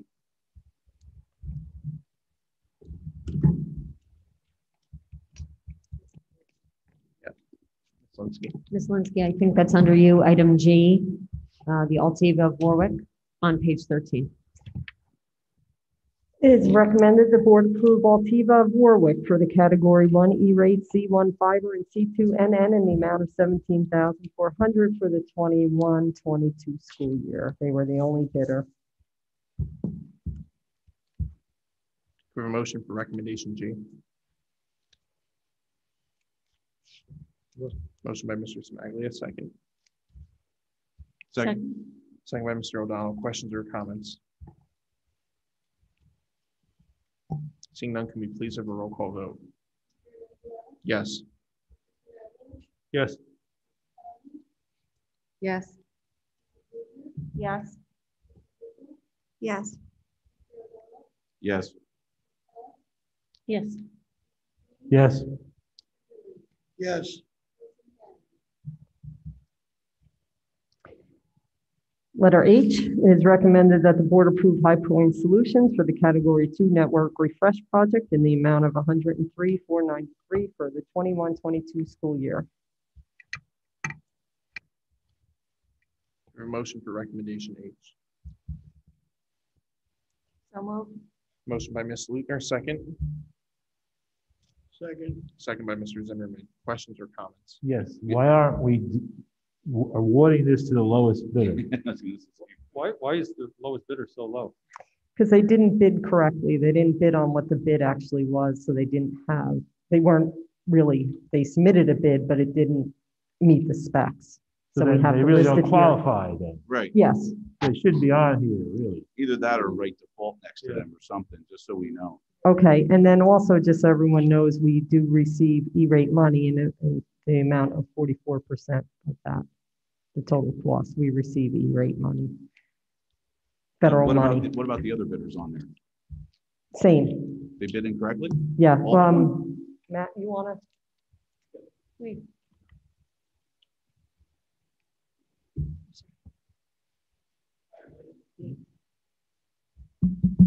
Yeah, E-rate's my thing, and I do a lot of bidding for it. So E-rate was renewed last year under President Trump, and so our school district received another, well, it's earmarked for us, $550,000 over the next 5 years.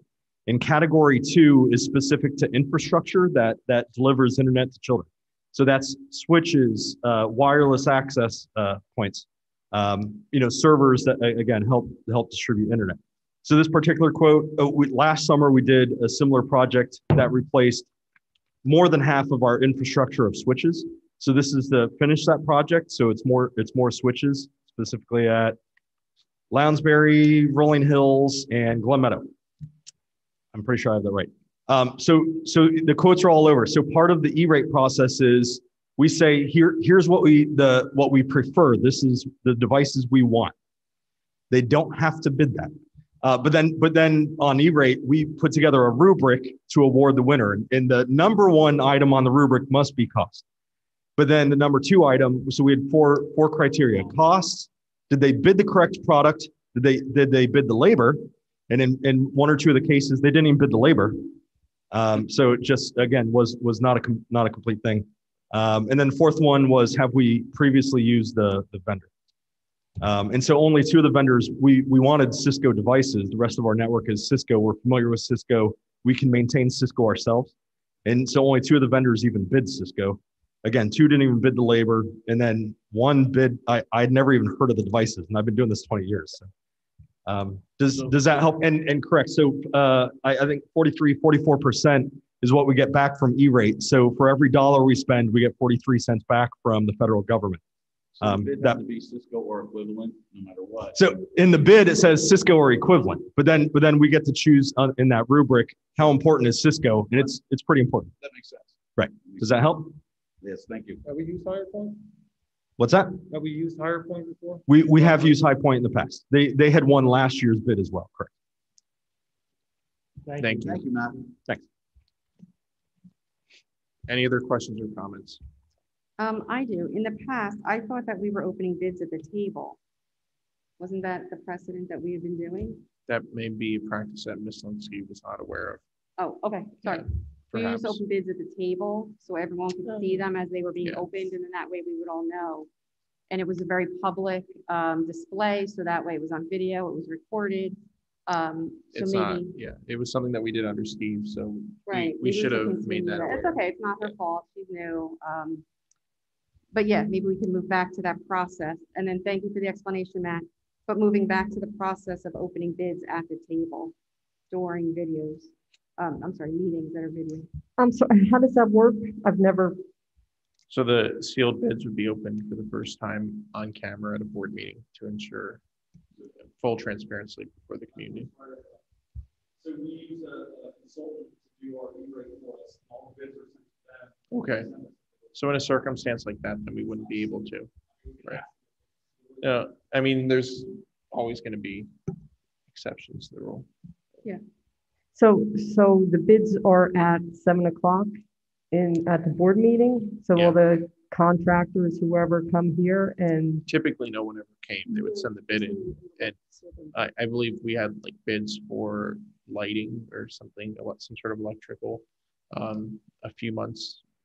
Last year there was landscaping services, and the bid deadline I think was set for the board meeting, and then that was the time that it was just in order to be fully transparent for the community that the bid process was. So where was the transparency issue? Like, I don't. No, it was a practice that was started a few years back. But it's meant to be public because it's meant to perhaps a year or two.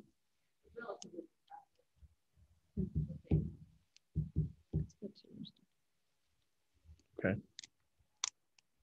Any other questions or comments on this? Seeing none, can we please have a roll call vote? Yes. Yes. Yes. Yes. Yes. Yes. Yes. Yes. Yes. Thank you. Recommendation I. Letter I is the policies that we reviewed the last meeting. They're up for second reading. We have a motion for recommendation I.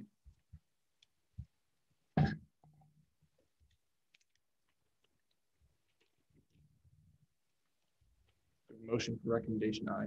To move. Motion by Ms. Pellet, second. Second? Second by Mr. O'Donnell. Questions or comments?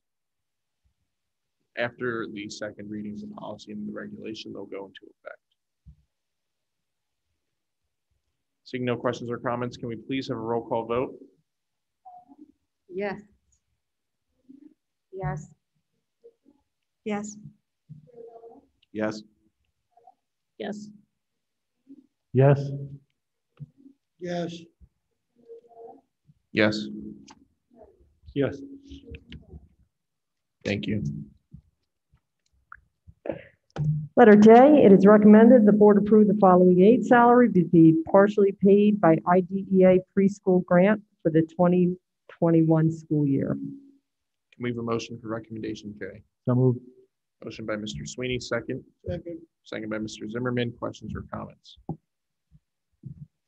Seeing none, can we please have a roll call vote?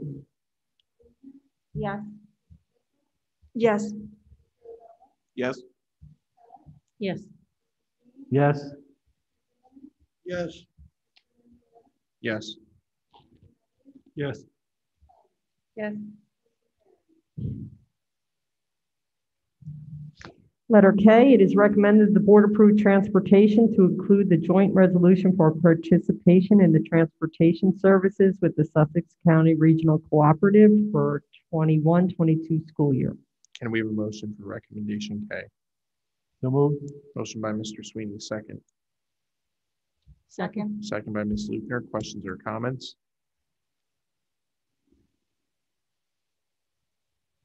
Seeing none, can we please have a roll call vote?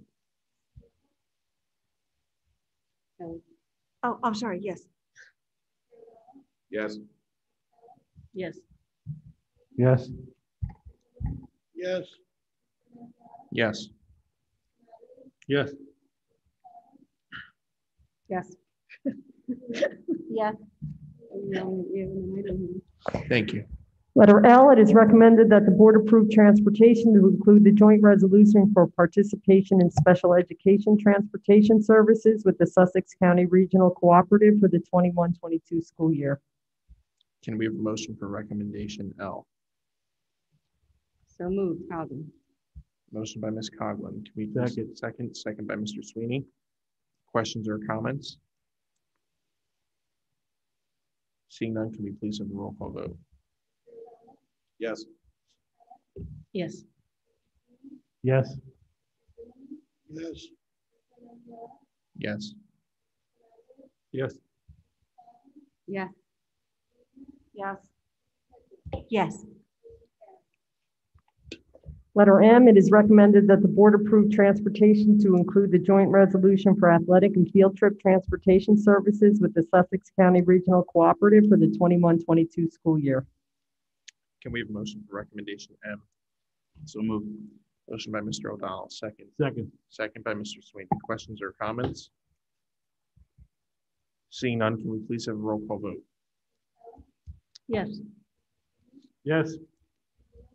Yes. Yes. Yes. Yes. Yes. Yes. Yes. Thank you.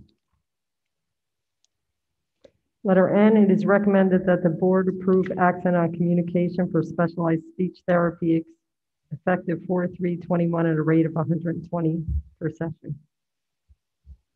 Can we have a motion for recommendation N? So moved, Cosmo. Second. Motion by Ms. Coughlin, second by Mr. Sweeney. Questions or comments? Seeing none, can we please have a roll call vote? Yes. Yes. Yes. Yes.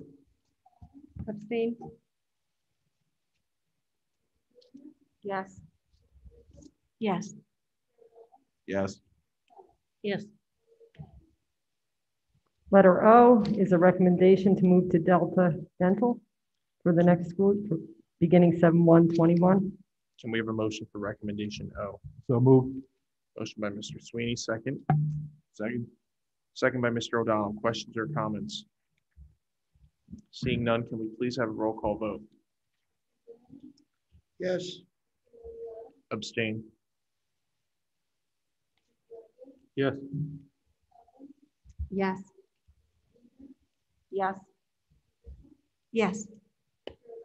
Yes. Yes. Yes. Can we have a move? Oh, I'm sorry. I skipped your step. Letter P, it is recommended the board approve the submission of the entitlement grant for the Perkins Secondary Consolidated Formula Grant to the state for review and approval for the 21-22 school year. Can we have a motion for recommendation P? So moved. Second. Motion by Mr. O'Donnell, second by Mr. Sweeney. Questions or comments? Seeing none, can we please have a roll call vote? Yes. Yes. Yes. Yes. Yes. Yes. Yes. Yes. Yes. Thank you. Item N is public participation for items on the agenda or any other business. We'll begin with members of the public who are attending here in person. You all have 5 minutes. Please come to the podium and state your name. I will keep time, and then we'll go to members of the public who are attending virtually via Zoom.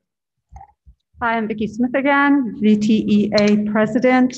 And I just wanted to take a moment of personal privilege to thank one of the board members. The VTEA has access to grants through NJEA. It's for our Pride grants, where they provide us with grant money for school community functions. And some of those functions are, we just bought, we're sponsoring a softball and a baseball team. We provided 15 meals to families in need over the Easter holiday. And to date, we've provided over $3,000 worth of food to the local food banks. And Mr. Sweeney was so lovely to agree to deliver the last delivery to our one food bank. And I'd like to thank him. I don't think I have much choice. I'm trying to But praise thank you, don't you know? But I do want to thank you and thank for the support of the board and our activities that we bring to the schools. Thank you. Thank you. Seeing no other members of the public here in person. Oh, I think behind the podium we have somebody. Seeing nobody else coming up to the podium, I'll go to the Zoom to see if there's anybody who would like to raise their hand to be admitted into the meeting as panelists. Okay. All right, can you hear me? Yes, just give us one moment because we have to move the microphone. I won't start your time until we're set up.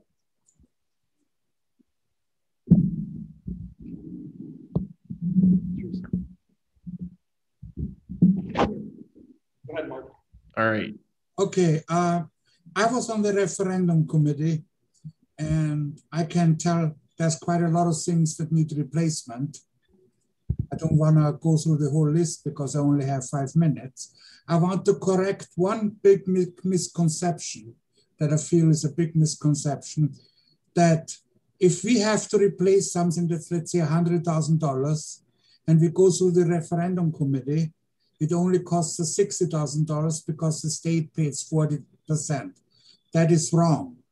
The referendum is for us to get a bond, to pay for it. A bond is like a mortgage. You pay interest on it. That means if you get a $100,000 bond, you might be paying back $200,000, $300,000, depending on the interest rate and the maturity of the bond.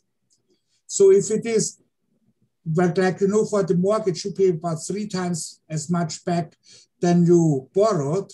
If you get a really good rate, we pay back about twice. So that $100,000 item, we pay back $200,000, of which the state will pay 40%, $80,000. It still costs us more than if we would have paid cash for it. Okay, unless we get a bond rate that is extremely low. Okay, so if that even should be discussed as an option between taking something out of the fund balance, saving some money up for something, paying cash for it, or putting it out for a referendum where it might or might not pass. There are things that went out for referendum, like we once had a referendum on a pool, I remember, okay, that did not pass. Okay, so, and then we don't have the backup power supply or the air filtration system or the roof flies off and we don't have to fix it and we can't borrow the money because it didn't go through the referendum if we didn't make it. So that's number one. Number two is you took not only $450,000 with the 1.9% that you just voted out of this year, you took it out of every subsequent year. Because, again, very simple thing, if I have $100,000 or $100 million, let's say, and I just picked this number because it's easy to calculate with 100, and I raise the tax rate this year by 2%, next year I have $102 million as revenue. Another 2%, let's say roundly, is 104. If I only raise it this year by 1%, I have $101,000 next year. And the year after, if I raise it by 2%, I have $103,000 instead of 104. And the year after that, $105,000 instead of 106. So this money has been taken out in perpetuity in a situation where we are capped. We have no more chance to go higher above the 2% because our cap is gone now. So if the inflation is higher than the 2%, if the cost is higher, if we have people moving into this town, young people, because this is an old town, old people die, young people move in. That's how it goes. Then the kids grow, move out of town, schools go down, then the people die, new young people move in. Okay? So if our enrollment goes up by 1,000 students, you guys are going to be looking for 30 million quickly because that's what it will cost. So I am very unhappy. There has been, in my opinion, either by not knowing or with malice, been doing a lot of pushing numbers to keeping the taxes down. Now, I'm not a friend of taxes. I do not want to pay, I'm upset I pay $5 for a cup of coffee at Dunkin' Donuts, okay? But I want, as long as I get my money's worth, and the question should always be, are we getting our money's worth? Is somebody wasting money? Are our children getting educated? And now, I know I'm gonna run almost out of time, with the looming teacher shortage, to attract talent, we're gonna have two options. Either increase class sizes, cut services, or spend more for human resources to attract people to this town. Thank you, Mr. Perringer. You're welcome. Can I reply to Mr. Perringer? We're about to go right into open board member forum. Oh, all right. So, Matt, anybody else from the public? Okay, seeing nobody else, we will close it to the public at this time, and it's letter O, open board member forum. Ms. Conklin, the floor is yours. Oh, no, I was just going to say to him, thank you for explaining that so eloquently. Anyway, I would have expanded on that, but yeah. Could you, I can't hear you. Sorry. Sorry. No. Ooh. I said thank you to Mr. Perringer. I would have gone into that whole explanation. He explained it very eloquently, and for that, I appreciated it. So I was saying thank you to Mr. Perringer. I have other thoughts, but I'll let other members go.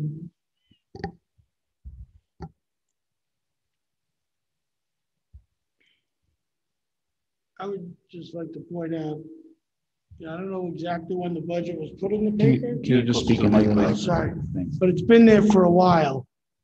We've had 4 people comment on the budget. 2 have been here for a month saying the same stuff that we all heard that didn't get much of a reaction until last week or at the last moment. One guy just criticized the way we did it. And the one new guy from the public told we should have taken 3.03. And he understands how this decision, now will affect us multiple years going forward when we're going to need money more and more. You know, he just explained how the cap is low. It's 2%, 400,000 gone for multiple years, when we're gonna really need the money as we go forward. And it's, you know, the old saying, you know, penny wise but dollar foolish. We might have appeased some people who really weren't in an uproar over it, because nobody's here. And we're gonna suffer more, and they're gonna be here. So that's all we've really done here, is kick the problem down the road. And it's been said before, not by me, but when you cut programs, that's when everybody shows up. And, you know, I hope not, and I hope Mr. O'Donnell is correct, but, you know, the amount of cuts we still have ahead of us, I find it hard to believe we could not have to cut something going down the road. That's it. Thank you, Mr. Zimmerman. So I would just like to reiterate something I said before. This is not a budget cut, okay? It's a correction in a budget that was not yet approved, not a cut. So if we were not to correct it, we wouldn't be doing our job. Thank you, Mr. O'Donnell.